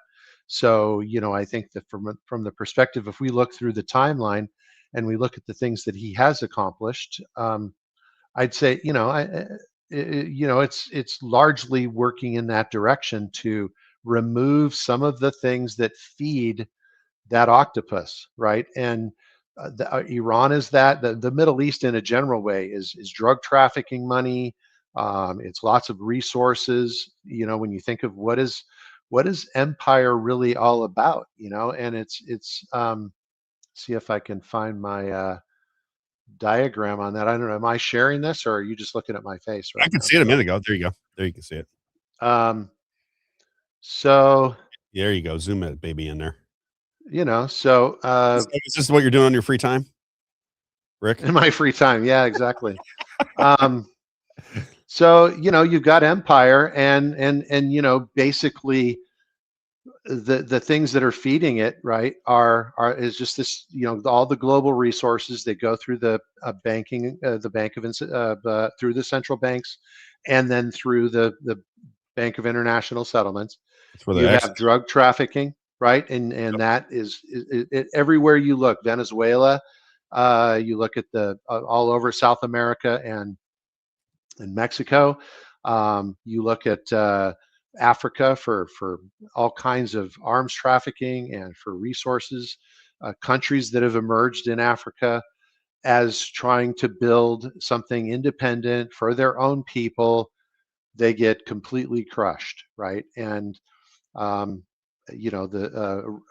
Cecil Rhodes dominated large parts of Africa. He was the founder of De Beers, so he was on top of this diamond empire, and he was, we're talking billions of dollars back in the late 1800s, and they completely dominated and robbed and murdered so many people in Africa. It's terrible, right? And so how do you keep this going is this process of stasis, which is conflict, right? So if you think of what's going on in our country right now, there's a massive amount of stasis, right? We've had really never a period where we weren't at war somewhere, and my dad was in Vietnam. He was a combat pilot, so that's when I was a kid. And so we've had a bunch of things going on in there, and then the war on terror, right? We've had all sorts of various things across the globe, as far as plague and famine, and then obviously you might consider the thing that happened with COVID as one more way to institute plague. When people are in conflict, they're easily manipulated. So this is kind of the central piece of what empire has done. Just look through history, go back 500 years, go back 2,500 years. I mean, stasis comes from the Peloponnesian War, and Thucydides wrote a book on that in 400 BC. And that's what was going on in Greece. It was Athens and the Spartans and all of the other states. And there were internal, conflicts between the states, and there was a plague. And so then, it erupted into war. And so they wrote a book on that in 400 BC. It's no different now. It's literally. Yeah, because the thing I'm curious about, though, what do you see with Iran, though? What do you see in there? Because that was something that really bothered me, was going into starting to bombing Iran. Now, it does look to me, in defense of Donald Trump, that he hasn't put ground troops in. He hasn't started bombing their infrastructure. That would really send me ablaze. I would say that you probably, I think there's a lot of signal going on. There's a lot of strategic deception going on in terms of Iran. And part of it is, I think that we can see that, the Five Eyes, the different intelligence communities, are not sharing information with us the way that they used to. And so we've been basically blacking out a lot of what's been happening in Iran. I think that if we look at the various, well, let's go and you can just kind of see here, we went through, and here we are. I've got it over here. We stopped a lot of the money we tried to disrupt, I should say, the money laundering that was going on, starting with that Iran deal, getting rid of that. We had this thing that happened last year where we bombed their nuclear sites, right? We already had gone in there in covert ways with using that Stuxnet software that went into the centrifuges and destroyed all of their centrifuges. You know, I don't think that there's truly any nuclear threat. I think that what's going on here, and you know, when we did that, I think that Trump realized that he was not going to be able to get Israel. If you remember, they kept bombing after the ceasefire, and he got very pissed. And so Iran immediately went into the devolution, where they went down to the decentralized structure. And so once that happened, you know, they're now independent, so they can all they're like individual tank battalions, where if you get separated from your commanding, you know, if you get your communications are cut, as long as you're you know, trying to achieve the final goal of the mission, you can go and shoot anything you want, you know. And so that's sort of how that works. And when you start to look at internally within Iran, you know, have we seen damage assessments? No, haven't seen anything really. This is one of the weirdest times we've ever had something like this. We're usually seeing damage assessments. We're usually understanding what kind of and I'm not talking just damage assessments in Iran. I'm talking about all over the Middle East, because Iran obviously sent a few rockets over to the UAE. They sent rockets to Qatar. They were trying to bomb Saudi Arabia. There's a whole bunch of stuff going on here. What I think is actually happening is, I think that he's very good friends with bin Salman, right? He's very good friends with Tamim, the guy who is the Sultan or whatever of Qatar. He's very close with these people, right?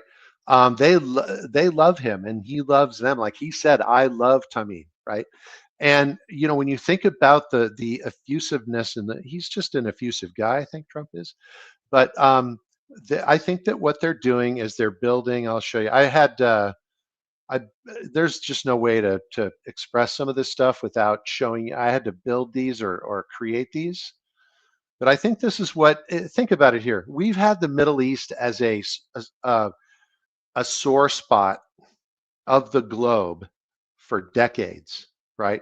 And literally, it's been dominated by the crown for over 100 years, right? With BP going in and getting all the oil out of Iran.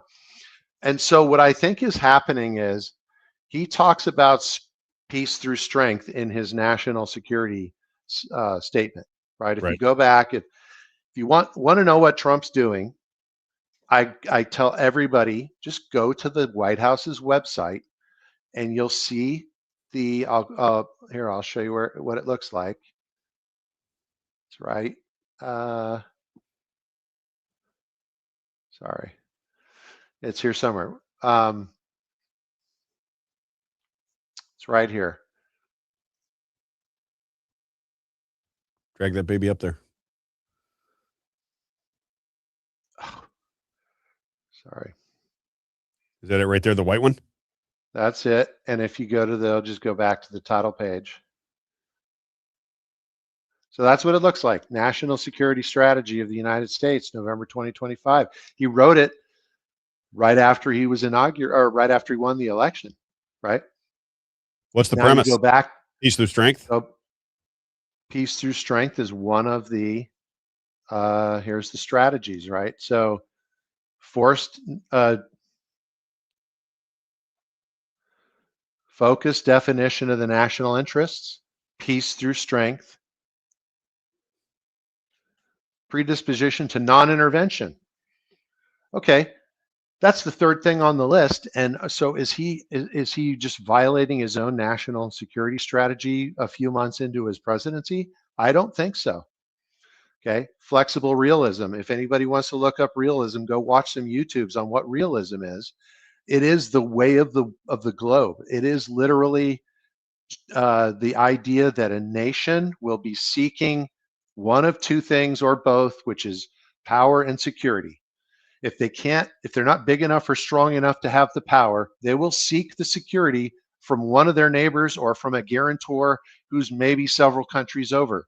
Iran gets a security guarantee from where? From Russia, as far away as Russia, right? So you think of it in those terms, right? Primacy of nations, sovereignty, and respect. Is it respectful to bomb another country I don't for any think so. reason? No, right?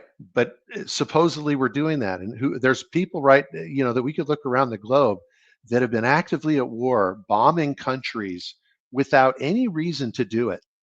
I mean, maybe to get land. We know that they're trying to go after, like, they're expansionists, right? There is one country on this earth right now that's very interested in expanding the size of their country.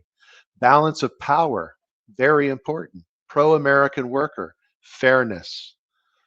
But if you're pro-American worker, Rick, why did he not get rid of all the illegal immigrants that he campaigned on? Why didn't you just say, we're going to put, if you get caught and you don't have the proper paper? I think they're doing that. I don't know how fast you can do it. I mean, well, he said he wasn't. He said he wouldn't do it for agriculture or hospitality. But when he was running for office, he said, if you were here illegally, you're gone. We're going to get you and you're going to be gone. Then a week after he was elected, he said, except for hospitality and agriculture, was probably half of the people. Same thing with H-1B visas. He did the same thing. H-1B visas. Same thing with Iran. Yeah. Same thing with China. It's just hard for me to. I'm going to say we have to look at it. We have to zoom out and say, look, if you want to find areas, you're going to find stuff and I find it too. I'm looking at the larger strategy and I'm looking like, okay, this is a very, very big mechanism that's been in place for I'm gonna call the date 1902, right? So that's when the Rhodes Trust was put into place. That actually the coup that went on after the Civil War started with the assassination of Lincoln, and then in 1881 they assassinated James Garfield, the Tsar of Alexander of Russia, Benjamin Disraeli in London, and they also started to foster and allow for the emergence of an anarchist movement that also started in London. All that stuff happened in 1881. So as you start to look at that initial trying to disrupt what was going on at that time. The most massive prosperity, the Reconstruction period after the Civil War, you can look back to that and you can look at what Bismarck said, von Bismarck, when he saw the economic miracle that was happening. That's what he called it, and he was basically the foreign minister of Germany at the time. He's like, we need to copy this. So the crowd doesn't like that. They're not going to want to see that prosperity being copied and sent all over. That's really the impetus for World War I, was that movement and that Bismarck's attitude about the way things were going in America. He wanted to spread that all over the European continent. And so when you start to look at that and go, okay, here we are 125 years later, it's going to take a long time to get those things. And I don't know that, we can get 10 million people out of the country in the next 3 years. Like you maybe made a good start, but and I think too, we've been robbed of at least 2 or 3 generations of highly educated people by the Rockefeller Institute of, Department of Education. And so I think that, we do have a brain drain, an intellectual deficit, in our own kids, right? People going into college. My son is very, very smart. He's one out of like 30 kids that he knows his age that he can have conversation with, and so I think that we just have to, he's our president, so there's not really a whole lot we can do about it. Hopefully this stuff is going to manifest into some kind of a movement to return some of the sovereignty back to the people, and some of those commitments that he made in that national security strategy. This is one of them here: peace through strength. What if he could bring peace to the Middle East by creating these regional partners? Iran is the strongest country. Qatar, Saudi Arabia, Turkey. He's very good friends with Turkey. If he could bring stability to this region, imagine what kind of thing would happen. Now we have energy security, we have trade corridors, we have diplomacy. Regional stability would be massive. And what does it ultimately do? It chops off a huge amount of resources that first of all go directly to the crown through all of the things that I named before. But the other thing that it does is China gets 80% of their oil from this region. And now I think it's no mistake. We don't know this for sure, but I'm pretty sure that China's going to need to get oil from us now. After Venezuela and after this, where are they going to get their oil from? They're going to have to get it from us. And so if we can start establishing, I think that if you go through that list carefully and just be very thoughtful about it, that national security, the priorities list. But if China saw that, Rick, I'm just question for you. If China sees that, you take Venezuela off the chessboard and now you take Iran off the chessboard, which would the conclusion would be that you'd have to buy the oil from America, right? They've kind of forced their hand to buy the oil from America. If China saw that as a negative, wouldn't China just start holding back? Who says they see it as a negative? I agree with you. Okay, I didn't know if you because Donald Trump always tries to act like China's the enemy, and then he's best friends with the guy the next day. I'm with you on that. I don't think they're the enemy at all. I think they've been the boogeyman for a long time, but I think that they're the boogeyman. Russia's the boogeyman. I mean, right. Hundreds and hundreds of movies we see, KGB, and we see Islamic terrorists. That's like right. the standard trope. And when you look at all of the oil that's going through this area, right? It has to go through the Strait of Hormuz, and then it has to go through the Malacca Strait, which is right here in Indonesia. And so when you start to look at pop that one up a little bit, I like that one. I think people would be interested. Yeah, let me just give you I have a close-in version of that somewhere here. It's a little more detailed. So you can see there's a very narrow shipping channel right there that we control. So China doesn't have a prayer to get any oil if these two places are under our control, Strait of Hormuz and the Strait of Malacca. And they are under our control. So I think that I think that Trump is in conversation with the people who are in charge over there in Iran, and I think that they're just, they're in agreement. They go into a ceasefire, and nothing changes, right? I think that the other side to this is there's a financial perspective that's being waged, as well as the resources and as well as the geopolitical concerns. And so I think that a lot of this stuff needed to be put in place. You can't just take a pin and go up to a giant and poke him with a pin. And when you talk about H-1 visas or something like that, that's poking the giant with a pin.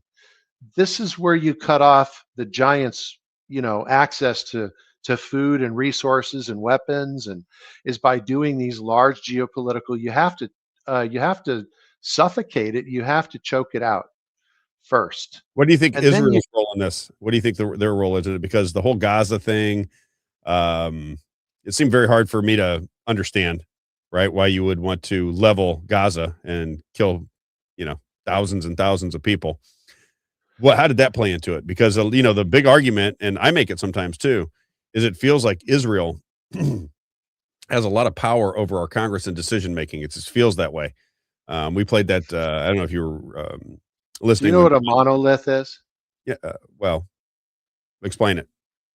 So a monolith, do you remember the beginning of 2001 Space Odyssey? Yep.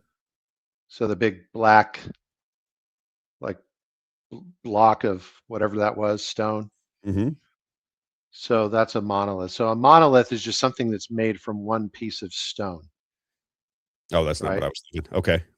So that's that, and so a lot of people think of Israel as a monolith, and it just nobody ever really says anything other than Israel, the name Israel. And I'm really talking about the leadership, the people running the show over there, making the decisions. No, I understand, but that's you, right? And so when your listeners and the people watching this podcast, I think everybody needs to take the time. I mean, this is an effort from all of us, right? Every single man, woman, and my son's 15, child needs to know what's happening in all of these places. And so you need to go and look. Like, you could just go to Wikipedia and you could go, all right, let me just zoom out so I can find it.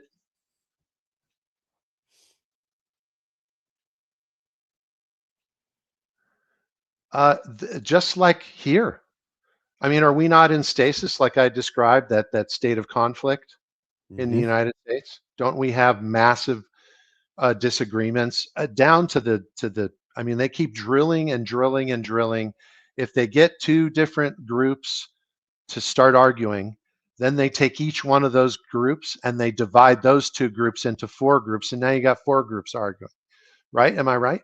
Yes, that's how it works. And okay, so that's how the same thing is happening in Israel. So there are people that are white hats in Israel, and there are people that are black hats, just like here. And so you have to kind of get to know who the parties are. I'm going to say I agree. that in my estimation, they're trying to push Netanyahu out. There are massive amounts of. I mean, if he makes it to the summer, I'd be surprised. But he's trying to make it to the election. He's trying to keep the war going until the election so that he can get reelected and stay out of the out of getting indicted, right? So, isn't that why he had to switch parties too, right, Rick? He had to switch parties and get the support because it's a parliamentary system and things like that. There's 13 people, and it's not just switching parties. He literally, they had 2 parties running the government. Then they switched that. Then they had nobody running the government for 2 years. I mean, we're talking about it's a disaster area as far as the government in Israel, and the people are suffering, and on all sides. So what I'm trying to say here is, and you have all sorts of players that are just, when you think of the neocon, I voted against neocons for the first. I voted for Reagan when I was, first able to vote. And he was so popular and such a great guy. I mean, I can go through a timeline and tell you guys, they make these people do other things that they don't want to do all the time. It's just what happens. Something comes into you're doing something that you think is the best thing to do for the people, and someone will come in and disrupt what you're doing with, like, Iran-Contra, for example. And I was so bummed out at Reagan by Iran-Contra, and I realized they made it seem like, and I read 5 newspapers a day during Iran-Contra. I was literally reading 5 newspapers a day, and I was scouring them. I mean, I would just sit there in the morning. I worked at night, so I could spend 2 hours reading newspapers, and I read fast. So what I'm trying to explain, just, people don't want to look at alternative sources of information a lot of the time. They want to get their information from Fox, or they want to get it from MSNBC or CNN. And none of these things are going to give you what they're only going to basically confirm. They're going to basically patronize your confirmation bias that's already there. Correct. Exactly. You gravitate towards the people that agree with you. And I've never been that person.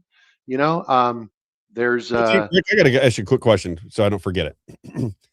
You're making the argument that I say is, at least in my opinion, you're making this argument. I want to see if I'm right, because I make the argument every day. I don't want to jump off the Trump train completely. I'm very concerned about what's going on, no doubt about it. But part of me says the Donald John, I always call him Donald John in 2016. That seemed like Donald John to me. That seemed like a person saying, hey, we got a lot of problems in this country. This uniparty system has been benefiting off the misery of citizens for far too long.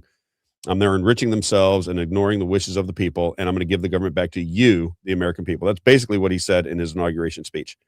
I keep making the argument that if it is one party, if it really is ultimately one party, then people controlling policy and legislation are not necessarily people we understand, or we understand the process or what's really going on, because it's really big money, it appears to be, running the show, the intelligence agencies, the bankers, and then the Congress that are put there by those same people. Is Donald Trump just trying to, it's like what you're describing is kind of break everything up, draw attention to the problems, and allow the people to see what is happening? Because I continue to say the one thing that Donald Trump has done better than any other president in my lifetime, because I'm curious about politics, Rick. I've been paying attention to politics just like you since I was 10 years old. I like politics. I like the game of it all. Nobody has proven to me how corrupt it is more so than Donald Trump. Donald Trump has lifted the curtain for me, and now I'm like, oh my God, I didn't know this was going on. I didn't realize AIPAC had this much power. I didn't know that we were in never-ending wars. I didn't know that the borders were being left open and then we were paying everybody to come into our country. I didn't realize that Fox News was fake. I didn't realize that CNN was fake. I didn't realize the whole, you know what I mean? It's just like one thing after another. Now I have my focus is on it. I'm not sure what the fix is necessarily. Maybe Donald Trump has a better understanding than I do. But is that your point? Is that through all of these point? 100%. So if you think that is your point, that's what you're saying. I think that does make sense to me. It doesn't make sense out of anything that makes sense to me. Yeah, I think the word is accelerationism. So in other words, he is trying to accelerate the decline of everything by exposing it all, revealing what's there. I mean, if you've ever heard him say, like, there's a quote here. I just want to quickly bring this up. What's her name? What is her name? Ursula, from the head of Australia or wherever she's at, or the Brussels. Yeah. So when they brought all the EU leaders over there, and they were all waiting outside the Oval Office, and he told Ursula in front of all of the other EU leaders, "You're not coming into the office because you're not democratically elected." And I mean, he said it like a joke. If you ever remember when he roasted Hillary Clinton at that press dinner. Hilarious. And I mean, at a certain point after the first or second thing that he said, you would say, okay, that was enough. He kept going and going and going. And I don't think there is no place there's an ounce of me that thinks that guy has been turned into one of these people. Okay. I think that he operates. Everybody should read Art of the Deal. Everybody should read, Art of the Deal is win-win. He doesn't want another person to go away from a transaction feeling like they lost something. He wants them to feel like amazing. Okay. He also doesn't want to do anything unethical in a deal. So he's walked away from deals that it didn't have like the right thing, right? Or the person wasn't going to win. And so, even though he was going to win. And so there's just things that I don't think this person has changed. Sun Tzu. So, people should get used to just pull up like Goodreads and read some of the quotes. You don't have to read the whole book, right? But you would start to understand. You might get curious and you might read the whole book because it's not a very big book. People are afraid to pick up a book. It's like there's little tiny books that people can read. Opportunity. In the midst of chaos, there's also opportunity. That's from Sun Tzu. If you know the enemy and know yourself, you will need not fear the result of 100 battles. Okay? Victorious warriors win first and then go to war. While defeated warriors, you don't even need to read that part because he's not a defeated warrior. He knew all of the things. He was planning probably this presidency for 30 years, in my opinion. He had the whole thing mapped out. He was watching it from afar. He was being begged by Barbara Walters and The View and all these different people to become president, right? And the whole time he was hiding that he was strong. Right. So he was acting weak. He's like, well, there's better people than me, there's a lot of smart people out there. He's a master at communication and getting people to kind of like, he's just super humble in these ways. A lot of people don't think he's humble, but I believe that he is, right? Be extremely subtle, even to the point of formlessness. So he's not really subtle, but doesn't seem to have any form to what he's doing, right? Absolutely. He's extremely mysterious. And then in all warfare is based on deception. Hence, when able to attack, we must seem unable. When using our forces, we must seem inactive. Okay, so he's not doing the little pinpricks and things that are not really going to have a long-term, he will win who knows when to fight, right? So when you start to look at, and you take, again, a bigger picture of all of this, and we go, how much corruption did he have to, he's walking into a, just a snake pit. And again, so, I'm going to say in the back of my mind, you and I have talked about this, am I concerned about my family's future? Holy heck yeah, right? I get down on my knees. I'm very kingdom first oriented. I really see that the Lord is the only thing that can possibly save me, right? But you have people that are literally the eschatology, which is the end times. This is the doomsday event. You have people that are planning for the end of the world, right? And you just go, okay, he's against forces that are planning the end of the world, right? And so we have just a whole host of issues. I mean, these things play out in so many different ways. We could, look underneath this Post-it note on Ukraine and go and zoom. Remember, I told you about the fractals, right? So it's like if you look online, just go fractal, and then go to images and look at one of the videos that shows you what a fractal is, and it just takes an atomic level view of let's say it's an atom, and then it magnifies it, and then it just keeps repeating as you and it just goes to infinity. And so this is human nature. It's not like we're going to change the cycle of human nature after 2,500 years of history or 6,000 years of human history. I mean, these are the darkness of humanity is here, right? And it's making itself shown. I mean, what some of the stuff that he's gotten these people to come out of their, I don't know if you remember, Blackbeard had a closet. The story of Blackbeard, the pirate. He would invite people over. He was a serial murderer, and he would put all of his dead bodies in the closet. But he would invite people over, and he would stand next to the closet door because he was just so tied to the darkness. And he got off on the idea that people were right next to it and didn't realize it, right? And so when you start to look through the things, I don't think I think it's undeniable. I really do. Can I play a couple things for you? I just want to get your opinion on them. Sure. Because Donald Trump is one of these people that is a lightning rod, right? If you think Donald Trump is doing good, the people that think he's doing bad think you're crazy. If you think he's doing bad, the people that think he's doing good think you're crazy. And that is what I think is really disruptive, right? Because I make the comment all the time. I really don't even care what Donald Trump is doing because I don't think he has as much power as people think. You think that he does with the presidency of the United States, that he can pull these strings and kind of manipulate these situations to the benefit of the American citizen. I'm not so sure that's possible, but I want to get a couple arguments. I want you to give me your opinion on these, really, if you don't mind, Isaiah. And then Isaiah, you got to tell me when your time runs out today. But clip number 3 is Fox News. This is the way they are presenting the Iran war. And I do gotta go soon because my wife's about to go to a massage. Okay, life is good for you. 15 minutes. Can you do 15? Can we do till 12 minutes? Yeah, till 12:30 would be fine. So let's play. So I want to get his opinion. So this is Fox News, the way they're selling the war, if you will, and this is the way they explain the war. So it's clip number 3. This is Fox News, which is I always say they line up patriotism with war. So if you like war and you're pushing for war and you're dropping bombs, they love to show it, and they love to tell you how about they wrap themselves in the flag.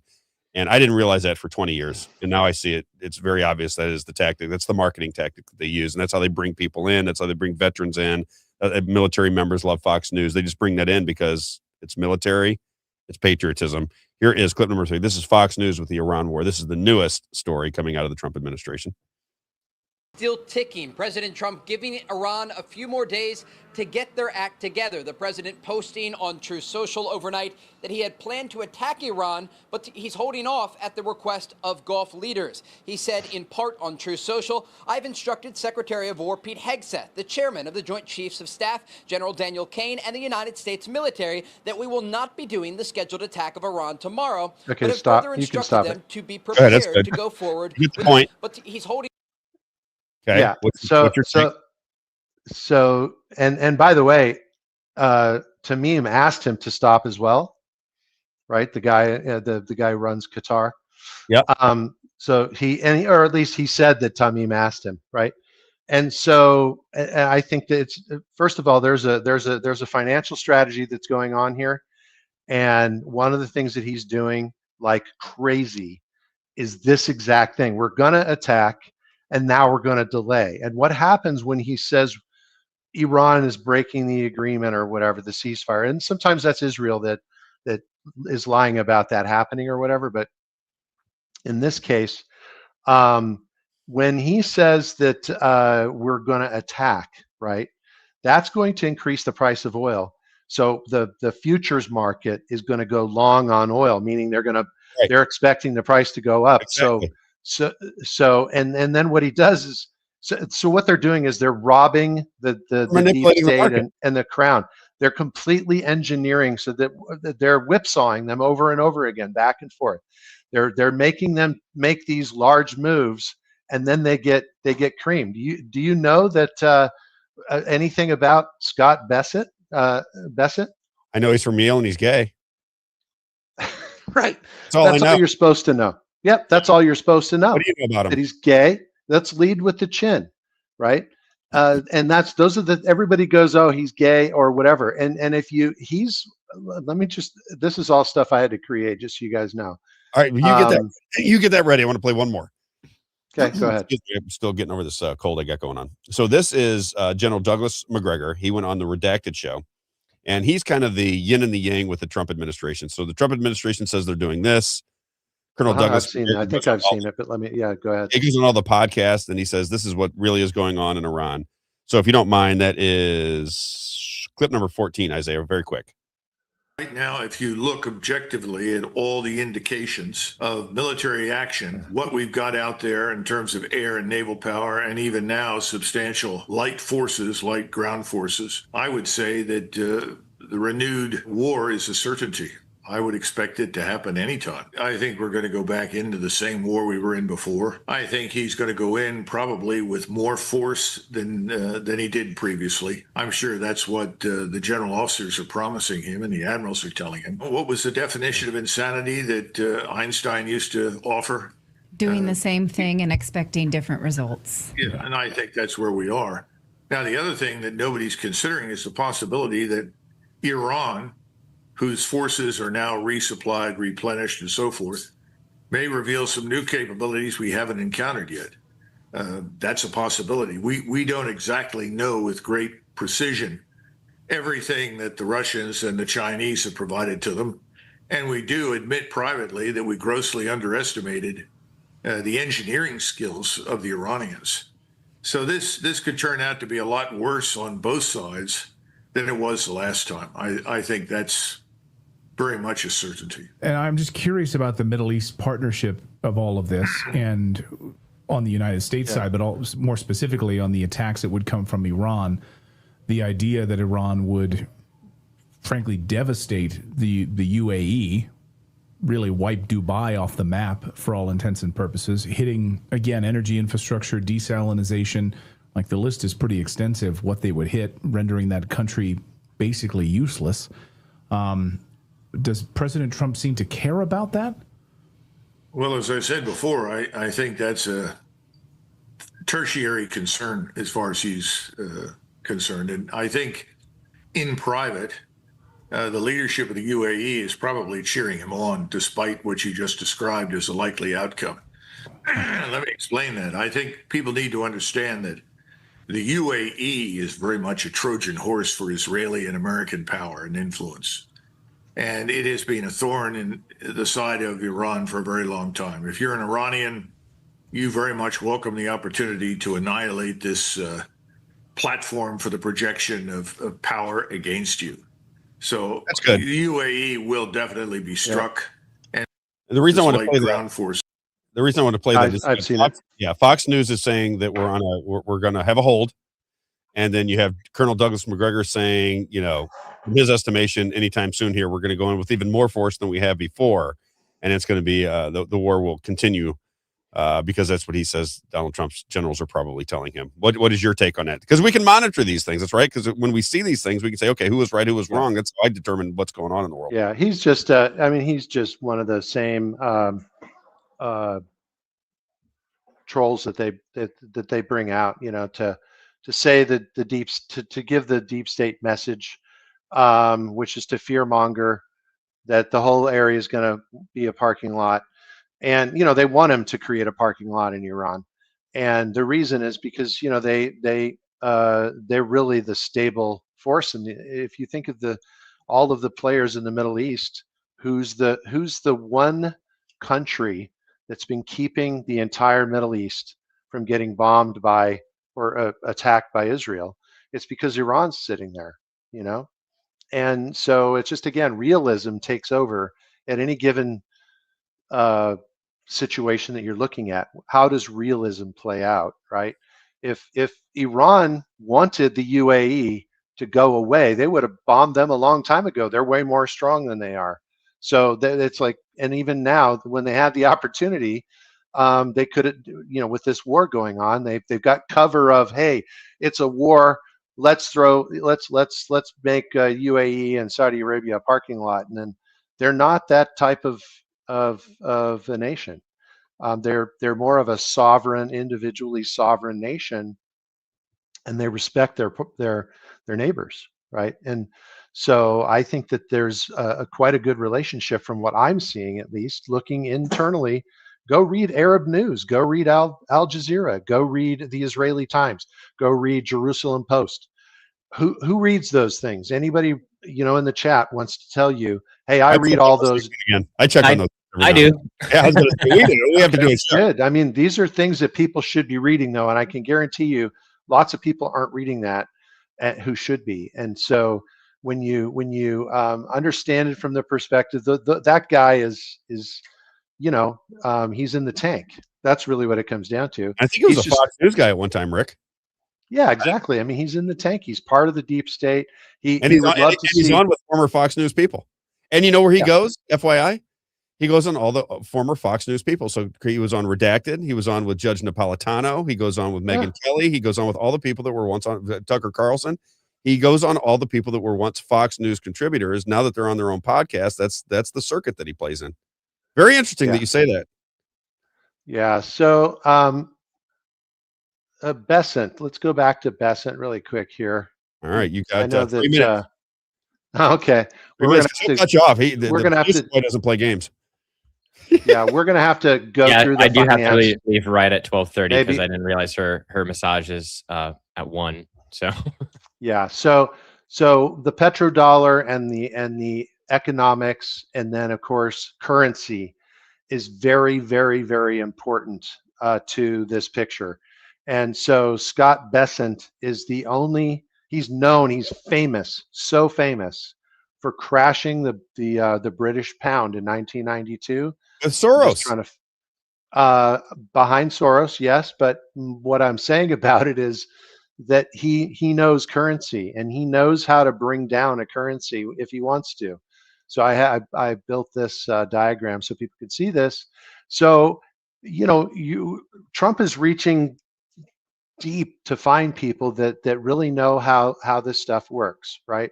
And I think that if you look a little deeper, I think that is part of the strategy is going to be to reorient the entire financial structure, which of course we have talked about this too, where we have grave concern on the one hand, and then we have the possibility of it being good as well. So, do you think you go to digital? You think it goes to straight digital with the cryptocurrencies, and we just end up with no paper money? There's literally no way for us to stop what's happening with with currency or with the financial system that we're in is going to come down. And so we need to really have a larger, discussion about that. I wrote it over here. Starfleet Command Memo.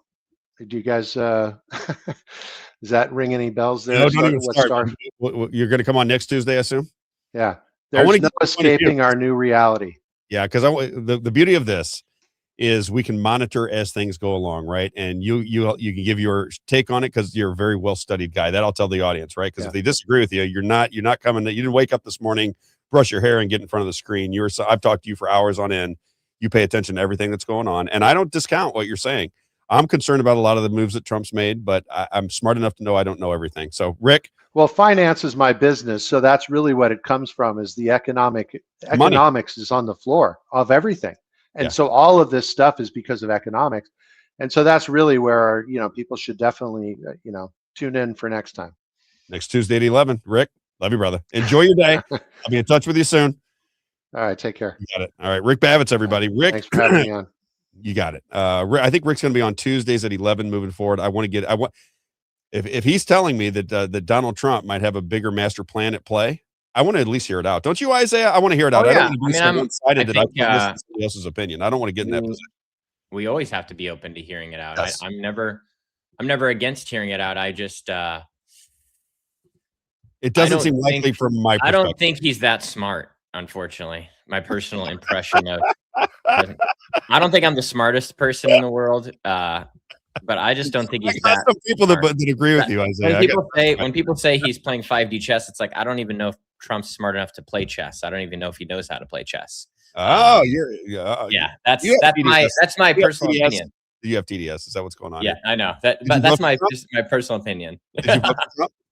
I did. 2 times, 3 times. No, I didn't vote. I didn't vote because I didn't think it could make a difference. I was a big proponent of that I didn't vote because I never thought I never thought our vote counted until 2020. That's when it was then the election was stolen, and then I voted for him in 2024. I got one more for you. All right. Just remember, as you're listening to Rick, just a second. If you're listening to Rick, you listen to me, listen to Isaiah, listen to the guests that we have on. Just remember this, what John F. Kennedy said. Now, he's no longer with us, John F. Kennedy, but this is what he said about conversation and debate. Without debate, without criticism, no administration and no country can succeed, and no republic can survive. That is why the Athenian lawmaker Solon decreed it a crime for any citizen to shrink from controversy. And that is why our press was protected by the First Amendment.